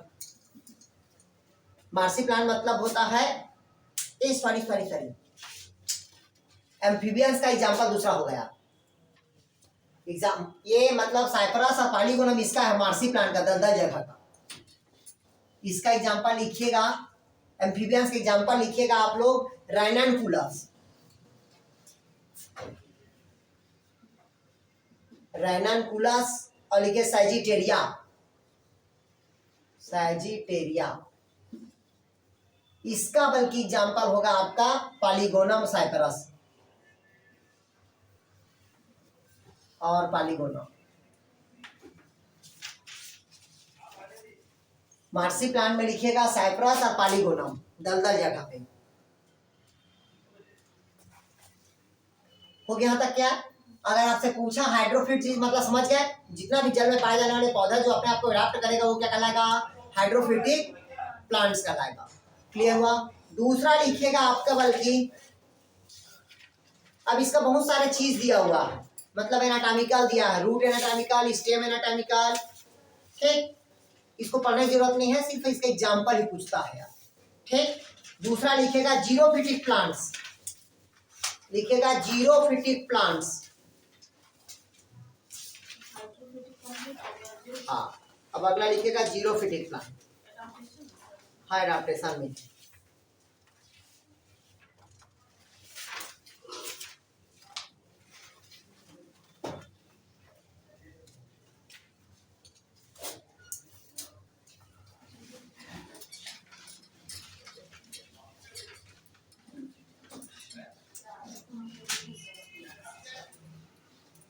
अब अगला लिखेगा जीरोफिटिक एडाप्टेशन।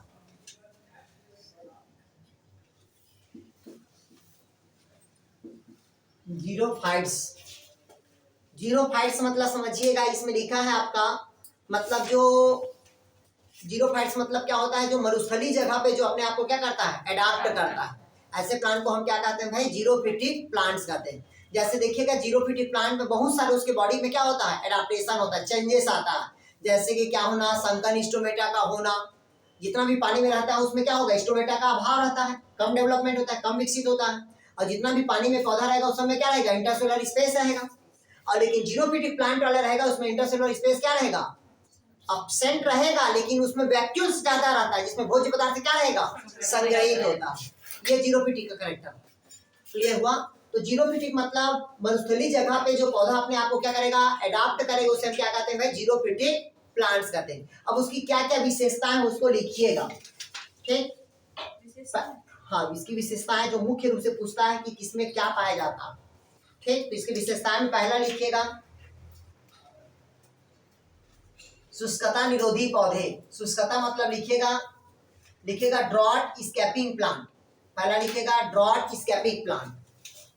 पहला लिखिएगा ड्रॉट स्कैपिंग प्लांट। लिखिएगा पहला ड्रॉट स्कैपिंग प्लांट, मतलब हिंदी में कहते हैं आपका शुष्कता निरोधी पौधा।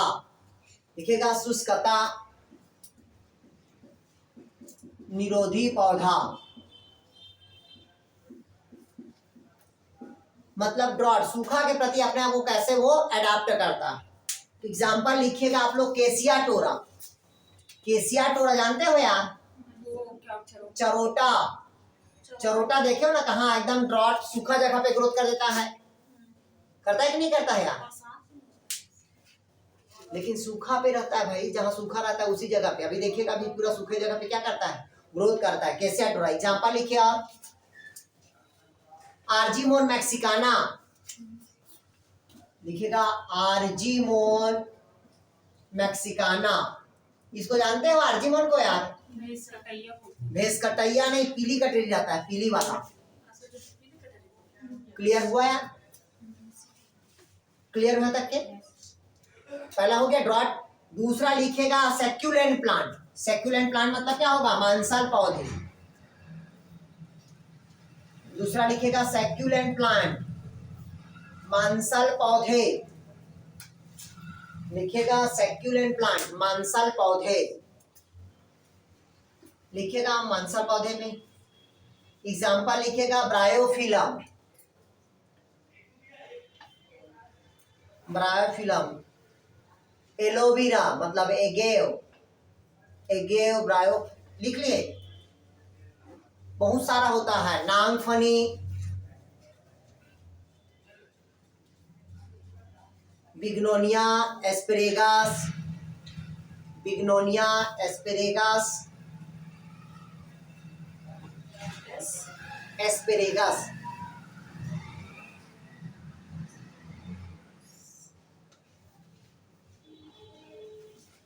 हो गया, लिख लिए यहाँ तक के? अब अगला ये तो देखिए, पहला हो गया क्या, ड्रॉट मतलब सूखा जगह पे। दूसरा क्या था आपका, सेक्यूलेंट मतलब मांसल वाले पौधे। और तीसरा लिखिएगा non succulent plant, non succulent plant, Hindi में क्या बोलते अमांसल पौधे, अमांसल पौधे। लिखिएगा अमांसल पौधे पे एग्जाम्पल लिखिएगा बबूल, कनेर, बबूल, कनेर, बेर। इसका कैसे कॉमन नेम दे दिया, बाकी सबको बॉटनिकल नेम दिया। नहीं बॉटनिकल नेम दिया है, कैलोट्रोपिस प्रोसेरा। बबूल मतलब एकेसिया मिलोटिका, बेर मतलब जाइपस यूबिका। ठीक, बॉटनिकल नेम पूछेगा इसका। नहीं डायरेक्ट एग्जाम्पल पूछता है। आंख लिख लिए, बबूल लिखिए, बेर। अगला लिखिए केजुराइना, नेरियम, कनेर। हाँ केजुराइना, कनेर।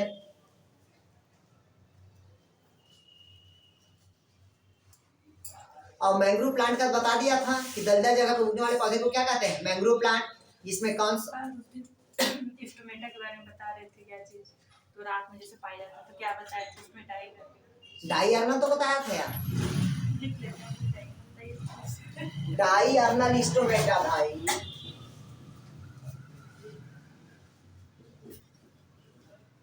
डाई अर्नल बोल, जीरो पीटी प्लांट में हो गया। ये सब लिख लिए हो हिस्टोमेटा में। ये हो गया आपका एडाप्टेशन। ठीक, और पूछते हैं एडाप्टेशन में कुछ आएगा तो मान लो भाई दबे। ये दलदली जगह का बता दिया था कि न्यूमेटोफोर पाया जाता है, श्वसन मूल पाया जाता है। ठीक है, वहां पर क्या होता है आपका विविपेरी अंकुरण, ये सब बता दिया था अंकुरण में शायद मैं।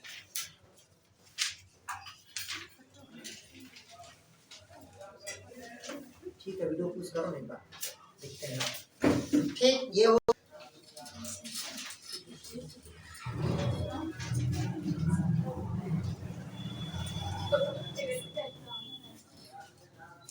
अगला हेडिंग डालिएगा आप लोग पॉपुलेशन। ठीक, क्या डालेंगे भाई आप लोग, पॉपुलेशन। पॉपुलेशन मीन्स क्या होता है, जनसंख्या। ये देखिएगा एक शब्द लिखा है, क्या लिखा है अभी आपका, पॉपुलेशन। पॉपुलेशन मीन्स क्या होता है, जनसंख्या। और पॉपुलेशन को जो संख्या को जो देने का श्रेय जाता है, जो परिभाषा दिया था वो नाइट नामक साइंटिस्ट ने दिया था।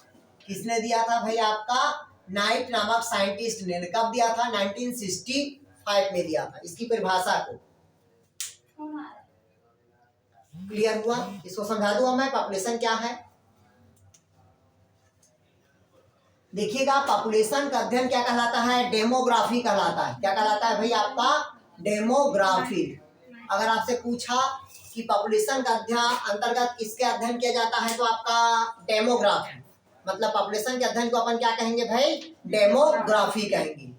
क्लियर हुआ तक के? अब ये जो डेमोग्राफी क्या होता है पहले समझिएगा इसको, ठीक?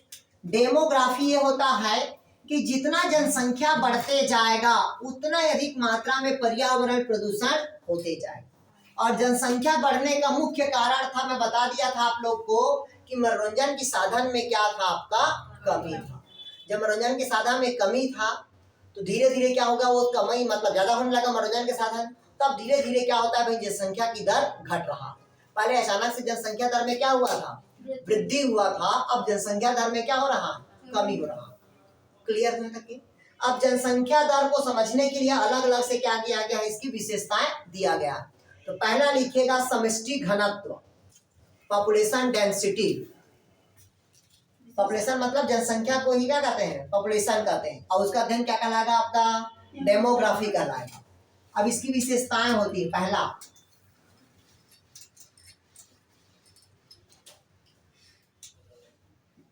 पहला होता है पॉपुलेशन डेंसिटी।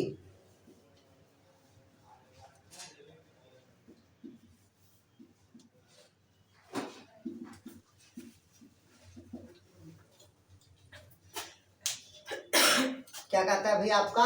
Population density. तो पॉपुलेशन डेंसिटी मतलब होता है घनत्व। घनत्व मतलब समझते हो? जैसे एक ही जगह पे बहुत सारे लोगों का क्या होना? उपस्थित होना, वो क्या कहलाता है? जनसंख्या घनत्व। बोलते हैं ना कि एरिया कम है लेकिन जनसंख्या क्या है? ज्यादा है, तो वो क्या कहलाएगा भाई आपका? जनसंख्या घनत्व कहलाएगा। क्लियर हुआ? मतलब जीवों की संख्या को ही हम क्या कहते हैं भाई? समष्टि घनत्व का। लिखिएगा, देश करके लिखना तो लिख लीजिएगा, जीवों की संख्या को ही समष्टि घनत्व कहते हैं। अब देखिए जीवों की संख्या कैसे रहेगा, इधर पहले समझ लीजिएगा। जीवों की संख्या में पॉपुलेशन में एक पर्टिकुलर क्या रहेगा? एरिया है। एरिया मतलब समझते हो? क्षेत्रफल है। और इस क्षेत्रफल में कितने संख्या में उपस्थित है जीव, वो उसकी जनसंख्या क्या कहलाएगी? घनत्व कहलाएगी। आया समझ? जैसे कि 2 बेडरूम है। कितना बेडरूम है? 2 बेडरूम, और 20 लोग रह रहे हैं, तो वो क्या कहलाएगा? उसकी पॉपुलेशन डेंसिटी। मतलब पर्टिकुलर एक क्षेत्र में जीवों की उपस्थित संख्या को ही हम क्या कहते हैं भाई? Population density. मतलब एक बगल में लिख देना क्षेत्रफल। आया समझ? नहीं आया? एक क्षेत्रफल में जीवों की संख्या को ही क्या कहते हैं? पॉपुलेशन डेंसिटी कहते हैं। बोलते हैं ना घर छोटा है लेकिन 20 लोग कैसे रह लेते हैं? नहीं आया समझ? बोलते हैं ना रह लेते सर, हैं। इसका मतलब ये है क्या कि जगह कम और लोग ज्यादा, या एक जगह में रहने वाले सारे एक जगह पे रहने वाले लोगों को ही जनसंख्या डेंसिटी कहते हैं, मतलब पॉपुलेशन डेंसिटी कहते हैं। कम ज्यादा वाली नहीं, पर्टिकुलर एक एरिया पे जितने जीव उपस्थित रहता है उसे हम क्या कहते हैं भाई? क्या कहेंगे उसको? हम पॉपुलेशन डेंसिटी कहते हैं। क्लियर हुआ तक के?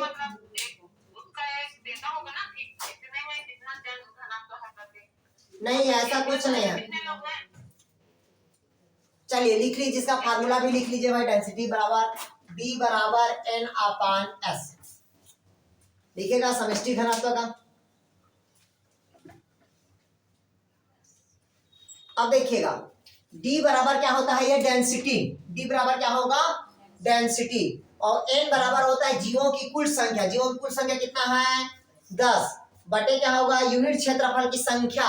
और यूनिट क्षेत्रफल की संख्या कितना है आपका? 2। तो ये कितना हो जाएगा? इसका घनत्व कितना हो जाएगा? 5। मतलब एक जगह पे 5 लोग क्या करते हैं? निवास करते हैं। आया समझ? इधर पहले समझिएगा, पॉपुलेशन डेंसिटी का फार्मूला कहता है D बराबर N/S। तो D मतलब क्या होगा? उसका पॉपुलेशन डेंसिटी। N मतलब क्या होगा? उसका संख्या।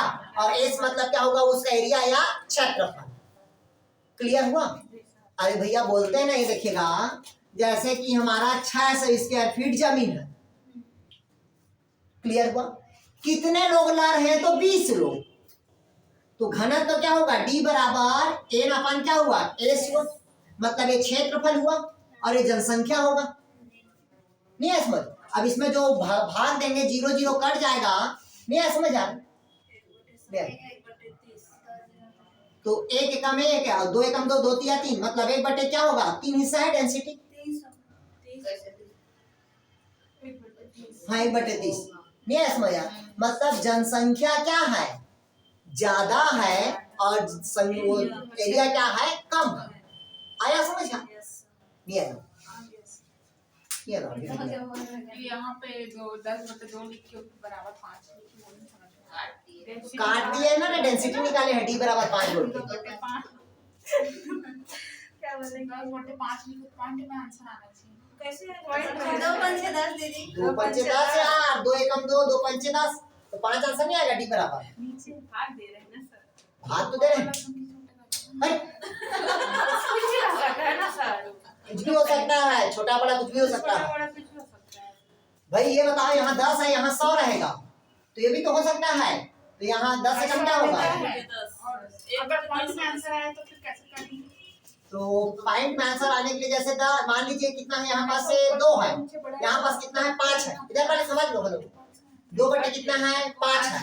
तो पहले हम क्या लगा लेंगे? पॉइंट लगा लेंगे। देखिए 20 होगा तो 5 जब कितना हो जाएगा? 0.4 हो जाएगा।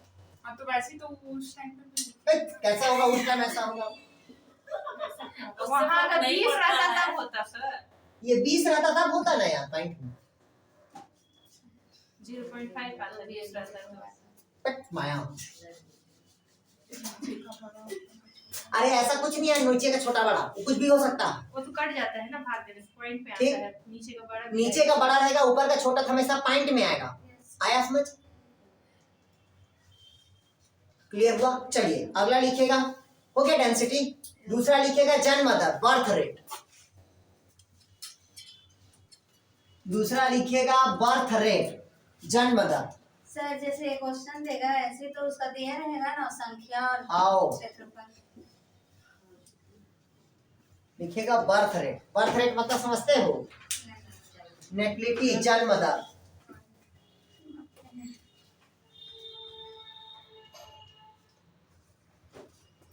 देखिएगा, ध्यान समझिएगा, किसी समष्टि, समष्टि मतलब होता है समुदाय।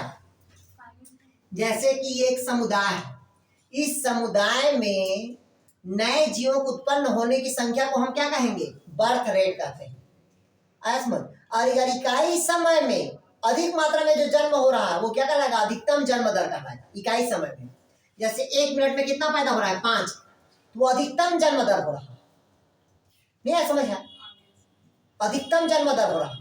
भाई 1 मिनट में कितना बच्चा हो रहा है? 5 हो रहा है, तो वो अधिकतम जन्म दर हो जाएगा। और कहता है कि किसी समष्टि में एक जन्म हो रहा है तो क्या कहलाएगा? बर्थ रेट कहलाएगा। नहीं है समझ आता? अरे भाई ये जैसे कि हम लोग 5 लोग हैं, इस घर में अगर एक बच्चा हो रहा है तो वो कहलाता है बर्थ रेट कहलाएगा। आया समझ? जनसंख्या वृद्धि हो रही है सर।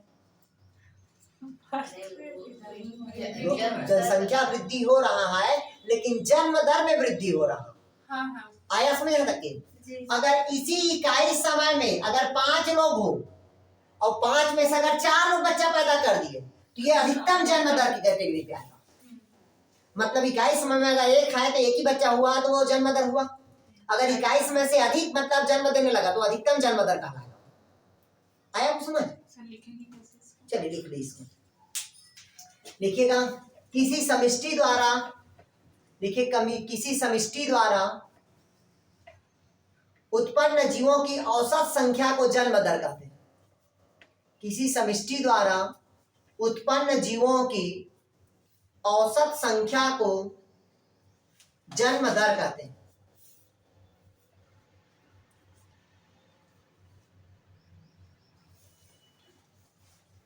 हो गया? ये हो गया आपका जन्म दर। नीचे पॉइंट में लिखिएगा अधिकतम जन्म दर। दूसरा पॉइंट में करिए अधिकतम जन्म दर। पहला हो गया जन्म दर हुआ, दूसरा लिखिएगा अधिकतम जन्म दर। लिखिएगा, लिखिएगा शरीर की क्रियात्मक कारकों के अंतर्गत, लिखिएगा शरीर के क्रियात्मक कारकों के अंतर्गत, शरीर के क्रियात्मक कारकों के अंतर्गत इकाई समय में उत्पन्न होने वाले, इकाई समय में उत्पन्न होने वाले, इकाई समय में उत्पन्न होने वाले, इकाई समय में उत्पन्न होने वाले नए जीवों की अधिकतम संख्या को, नए जीवों की अधिकतम संख्या को, अधिकतम संख्या को अधिकतम जन्म दर कहते हैं।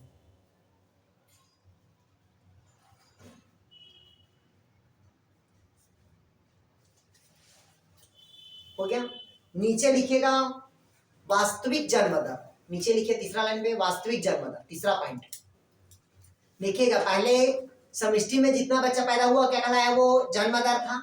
और एक इकाई समय में उत्पन्न हो रहा है नए जीवों की अधिकतम संख्या, उसे क्या कहेंगे, अधिकतम जन्म दर। अगला लिखेगा वास्तविक जन्म दर, लिखेगा समष्टि में नए जीवों की, लिखेगा समष्टि में नए जीवों की, नए जीवों की वास्तविक संख्या के योग को, वास्तविक संख्या के योग को वास्तविक जन्म दर कहते हैं।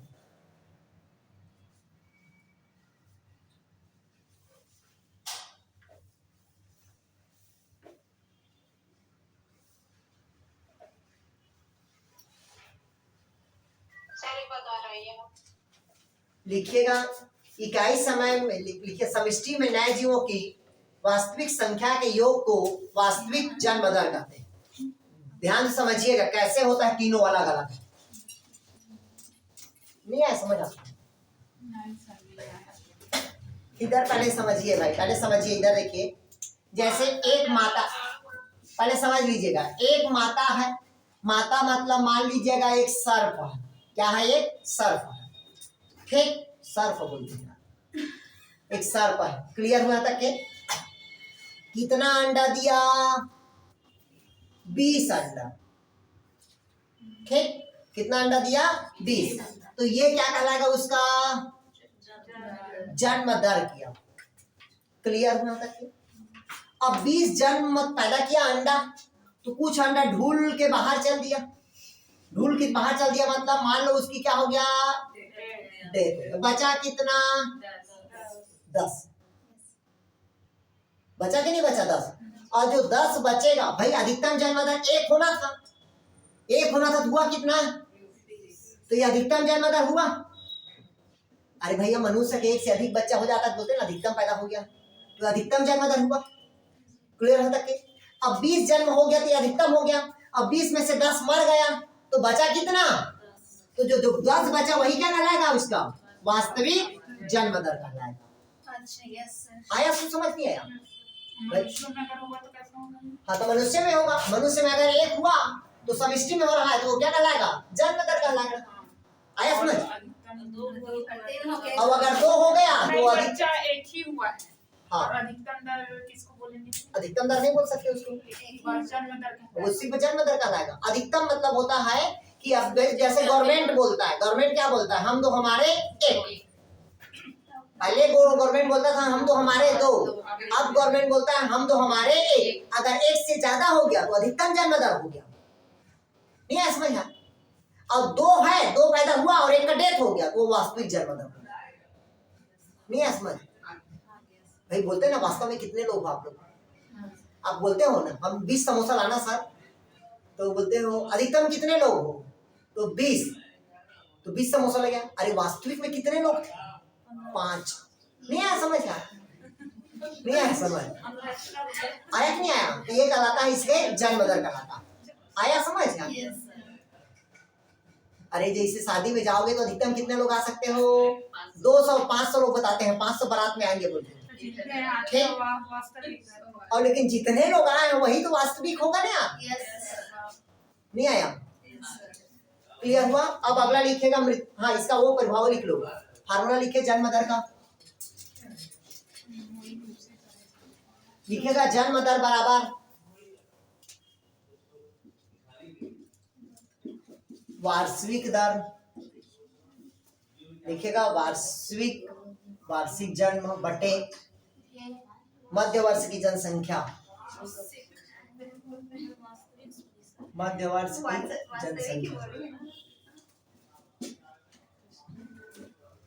गुणित 100 गुणित 100 1000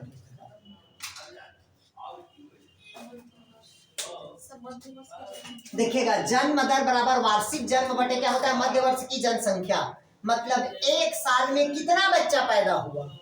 जैसे देखिएगा जन्म दर है 1 साल है, वार्षिक जन्म क्या होता है 1 साल है, और 1 साल में मध्य वर्ष की जनसंख्या कितने बच्चा हुआ 5 गुणित क्या होगा 1000।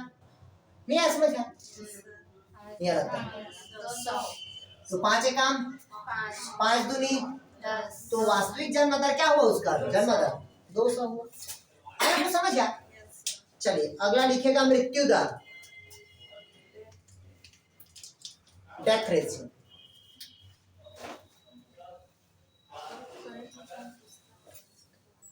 क्या बोले अब वो करंट अफेयर ही बता पाएगा परसेंटेज नहीं है समझ आ। अब इधर देखिएगा मृत्यु दर कुछ नहीं है, यहाँ वार्षिक जन्म है ना तो मृत्यु हो जाएगा, वार्षिक मृत्यु तो वार्षिक मृत्यु बटे मध्य वर्ष की जनसंख्या। जैसे देखिएगा मृत्यु दर क्या होता है, और ये अधिकतम जन्म दर और वास्तविक जन्म दर का नहीं लगता है। अगला कहता है क्या कहता है भाई मृत्यु दर। मृत्यु दर मतलब जैसे कि एक समष्टि है, समष्टि मतलब एक समुदाय है, तो एक समुदाय में मृत की जो अवस्था होगा वही क्या कहलाएगा उसका मृत्यु दर।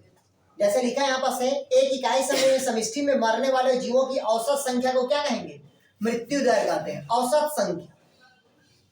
जैसे कि इधर देखिएगा, इधर पहले समझ लीजिएगा, जैसे अभी कोरोना काल में हमारे गांव में 100 लोग थे, 100 आदमी है, 100 आदमी में से कितने लोग मर गए 6 लोग मर गए, ठीक 6 लोग मरे ना भाई। अब जब 6 लोग मर गए तो यही क्या कहलाएगा उसका मृत्यु दर कहलाएगा। तो परसेंट कितना होगा 6% नहीं हुआ यार, नहीं है समझ। अरे जितने लोग मरेंगे उतने ही तो परसेंट मरे ना यार, नहीं है समझ। क्लियर हुआ, क्लियर लगता है ठीक। तो ये कहलाता है मृत्यु दर, मतलब एक समष्टि में उपस्थित जीवों से जो दर मर रहा है उसको क्या कहलाएंगे अपन मृत्यु दर। लिखिएगा ढेर सारे उसको लिखिएगा इकाई समय में, लिखिएगा इकाई समय में समष्टि में मरने वाले जीवों की औसत संख्या को, इकाई समय में समष्टि में मरने वाले जीवों की औसत संख्या को मृत्यु दर कहते हैं।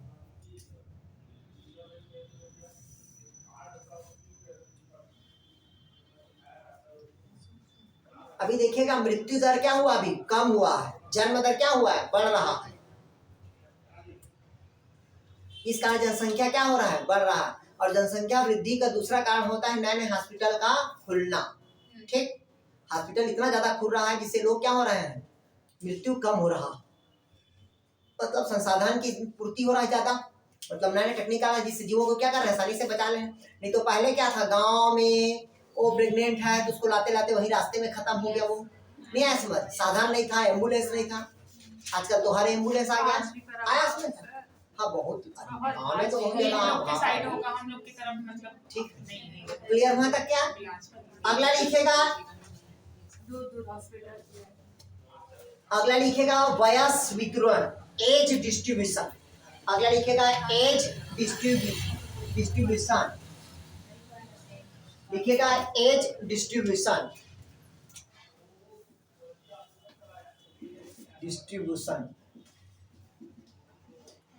एज मतलब आयु वितरण या वयस वितरण। ये देखिए एज डिस्ट्रीब्यूशन मतलब 3 होता है। पहला कहता है आपका प्रो रिप्रोडक्टिव, पहला क्या होगा प्रो रिप्रोडक्टिव, दूसरा होता है रिप्रोडक्टिव, और तीसरा होता है पोस्ट रिप्रोडक्टिव। ये 3 प्रकार का होता है एज डिस्ट्रीब्यूशन। प्री मतलब प्रो मतलब जनन के पहले, दूसरा क्या होगा जनन, और तीसरा जनन के बाद। ये क्या होता है भाई वयस का वितरण होता है। लिखा है देखिएगा विभिन्न वयस्क वर्गों के समष्टि के जीवों की संख्या को वयस्क वितरण कहते हैं। जीवों की संख्या को क्या कहेंगे? वयस्क वितरण। अलग अलग वयस्क वर्गों में मृत्यु तथा जन्म दर अलग अलग होती है। मतलब कोई जनन के पहले मर जाता है, कोई जनन के दौरान मरता है और कोई जनन के बाद मरता है। 3 उसकी वयस्क वितरण होता है। बोलते हैं ना एक्सीडेंट में मर गया तो अगर शादी नहीं हुआ है तो जनन के पहले मर गया, और शादी किया तो तुरंत मर गया है तो रिप्रोडक्शन के बाद, और बुढ़ापा में मर रहा है तो आया। कुछ समझ गया? नहीं आया? चलिए अगला लिखिएगा। ठीक, दूसरा लिखिएगा बायोटिक पोटेंशियल। इसलिए बोलते हैं कि जा रहे हो, चलिए लिखिएगा बायोटिक पोटेंशियल। बायोटिक पोटेंशियल,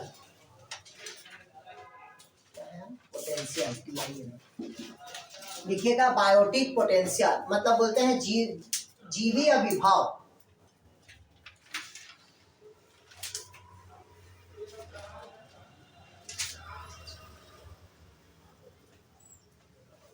इधर देखिए, बायोटिक पोटेंशियल मतलब क्या होता है कि जो जीव वातावरण के अनुसार अपने आप को अडाप्ट करेगा वही क्या कहलाएगा? उसका बायोटिक पोटेंशियल कहलाएगा। जैसे इधर देखिएगा 10 लोग थे, 10 में 5 अगर चला गया तो शेष जो बचेगा वो कितने लोग थे? 5। तो वही उसका क्या कहलाएगा? बायोटिक पोटेंशियल कहलाएगा। क्लियर हुआ? प्रकृति में मतलब जो भी जीव उपस्थित रहेगा उसे क्या कहते हैं? बायोटिक पोटेंशियल कहते हैं। लिखिएगा टेस्ट करके उसमें लिखिएगा पर्यावरणीय परिस्थिति के अनुकूल, लिखिएगा पर्यावरणीय परिस्थितियों के अनुकूल, पर्यावरणीय परिस्थितियों के अनुकूल होने पर समष्टि के वृद्धि करने की संभावना। लिखिएगा पर्यावरण परिस्थिति के अनुकूलन होने पर या अनुकूल होने पर समष्टि के वृद्धि करने की, अनुकूल होने पर समष्टि के वृद्धि करने की क्षमता को रिप्रोडक्टिव पोटेंशियल या बायोटिक पोटेंशियल कहते हैं।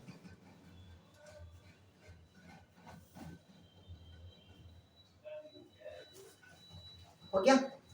अगला लिखिएगा ग्रोथ पैटर्न। अगला लिखिएगा ग्रोथ पैटर्न। ये काम का है, इसको पढ़ना बस। इधर देखिए ग्रोथ पैटर्न, तो ग्रोथ पैटर्न हमेशा 2 प्रकार का होता है, पहले समझ लीजिए। पहले इंडिविजुअल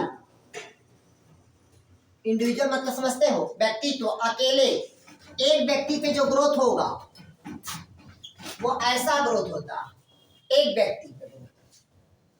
ठीक, पहले समझ लीजिए, पहले बता रहा हूँ, इससे एक क्वेश्चन आता ही है, इसमें पहले बता दिया हूँ। पॉपुलेशन से अगर क्वेश्चन पूछा यहीं से बनता है आपका ग्रोथ पैटर्न से। इंडिविजुअल है तो ऐसा ग्रोथ होगा, जनसंख्या है तो ऐसा ग्रोथ होगा।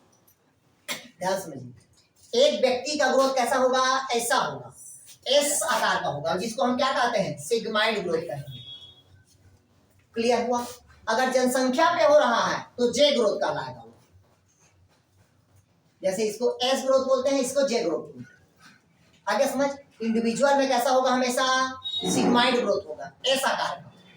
ठीक, और जनसंख्या में कैसा ग्रोथ होगा? तो जे ग्रोथ होगा। क्लियर हुआ? तो पहला लिखिएगा ग्रोथ पैटर्न में किसको? इसको कहते हैं वृद्धि स्वरूप। हाँ बना लो ना, मतलब लिखिएगा वृद्धि स्वरूप। इसको भी 3 अवस्था है, बताऊं इसको तीनों का। इधर देखिएगा, ये जो सिग्माइड है, सिग्माइड मतलब एस आकार की, इसकी 3 अवस्था होती है। पहला ये जो अवस्था होता है ये कहलाता है लेग फेज, ये होता है लॉन्ग फेज, और ये स्टेशनरी फेज होगा। क्लियर हुआ? वो जनसंख्या ग्रोथ में मैं पढ़ा दिया हूँ पूरे टॉपिक को। पॉपुलेशन ग्रोथ होता है ना ह्यूमन हेल्थ में, इसमें पढ़ाया हूँ मैं, ऐसा लग रहा है मेरे को। ठीक, ठीक, ये कौन सा होगा? अभी आपका जे ग्रोथ होगा। क्लियर हुआ? ये कौन सा ग्रोथ होता है आपका? जनसंख्या वृद्धि होता है। क्लियर हुआ यहाँ तक क्या? अगला लिखिएगा, इसको भी पढ़ाते हैं क्या? इमिग्रेशन माइग्रेशन, मतलब अप्रवासन उत्प्रवासन प्रवासन, ये नहीं पढ़ा। यहाँ क्वेश्चन पूछता है। अगला हेडिंग डालिएगा पॉपुलेशन डिस्पर्सन, हेडिंग डालिएगा पॉपुलेशन डिस्पर्सन। अगला ये इसी का है ना, अभी पॉपुलेशन ग्रोथ का ही है। हाँ, पॉपुलेशन डिस्पर्सन। डिस्पर्सन मतलब समझते हो? मतलब जनसंख्या का वितरण, अलग अलग लोग क्या हो रहा है, जनसंख्या पे वितरण हो रहा है।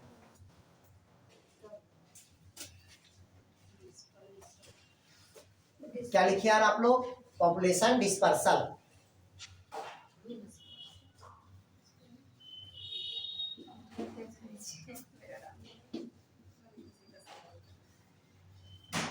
पॉपुलेशन डिस्पर्सल, डिस्पर्सल बोलते हैं ना कि मतलब कोई भी परिपक्व बीज का सीड का फट के बाहर निकलना, वो डिस्पर्सल होता है ना। तो उसी प्रकार से पॉपुलेशन का डिस्पर्सल मतलब अपने घर से दूसरे जगह पे क्या होना, जाना या ट्रांसफर होना, वो क्या कहलाता है? डिस्पर्सल। ये 3 प्रकार का होता है, इन तीनों प्रकार को मुख्य रूप से पूछता है।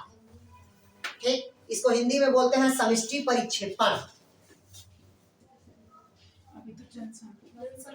तो पॉपुलेशन को तो जनसंख्या बोल देते हैं और उसी को समष्टि कम्युनिटी को ही बोल देते हैं। मर गया मेरे,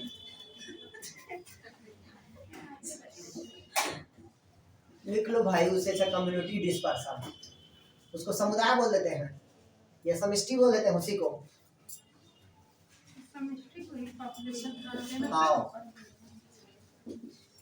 इमिग्रेशन, इसको अच्छे से पढ़ना, मैं पहले बता रहा हूँ, क्वेश्चन पूछता है।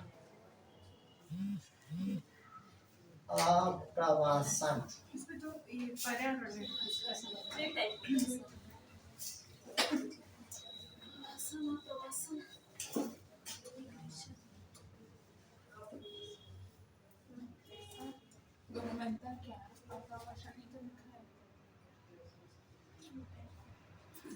अप्रवास है।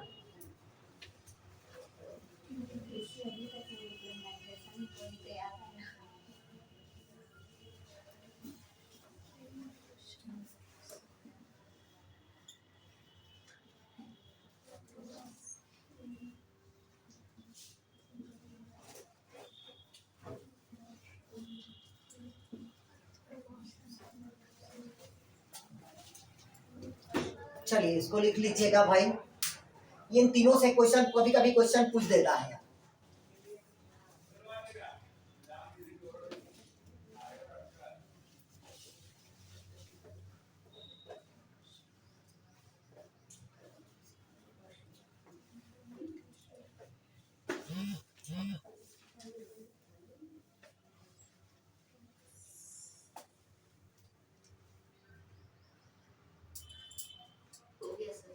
ध्यान से समझिएगा, इस बार अच्छे से समझिएगा। सबसे पहले कहता है इमिग्रेशन। इमिग्रेशन कौन हो? जैसे कोई अचानक किसी देश से अपने देश में क्या होगा, वापस आना, वो क्या कहलाएगा? इमिग्रेशन। डेस करके लिखिएगा इसमें, जीवों का बाहर से किसी समष्टि में आना। पहला लिखिएगा इमिग्रेशन में, लिखिएगा जीवों का बाहर से, लिखिएगा जीवों का बाहर से किसी समष्टि में आना। जीवों का बाहर से किसी समष्टि में आना, समष्टि में आना, वो क्या कहलाएगा भाई? आपका इमिग्रेशन कहलाता है।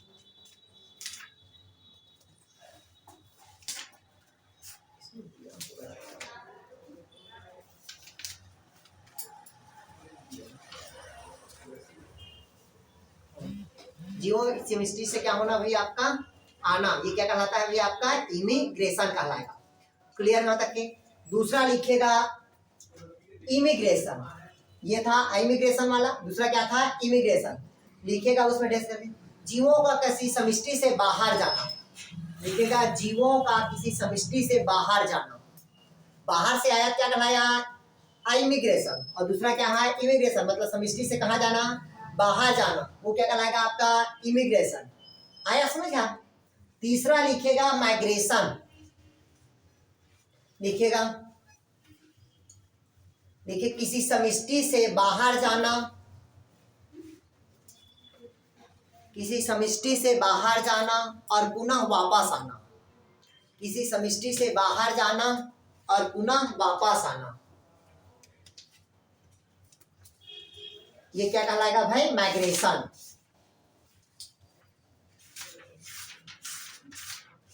क्लियर हुआ था क्या? क्लियर हुआ था क्या? अब कल मैं आप लोग को जो पढ़ाऊंगा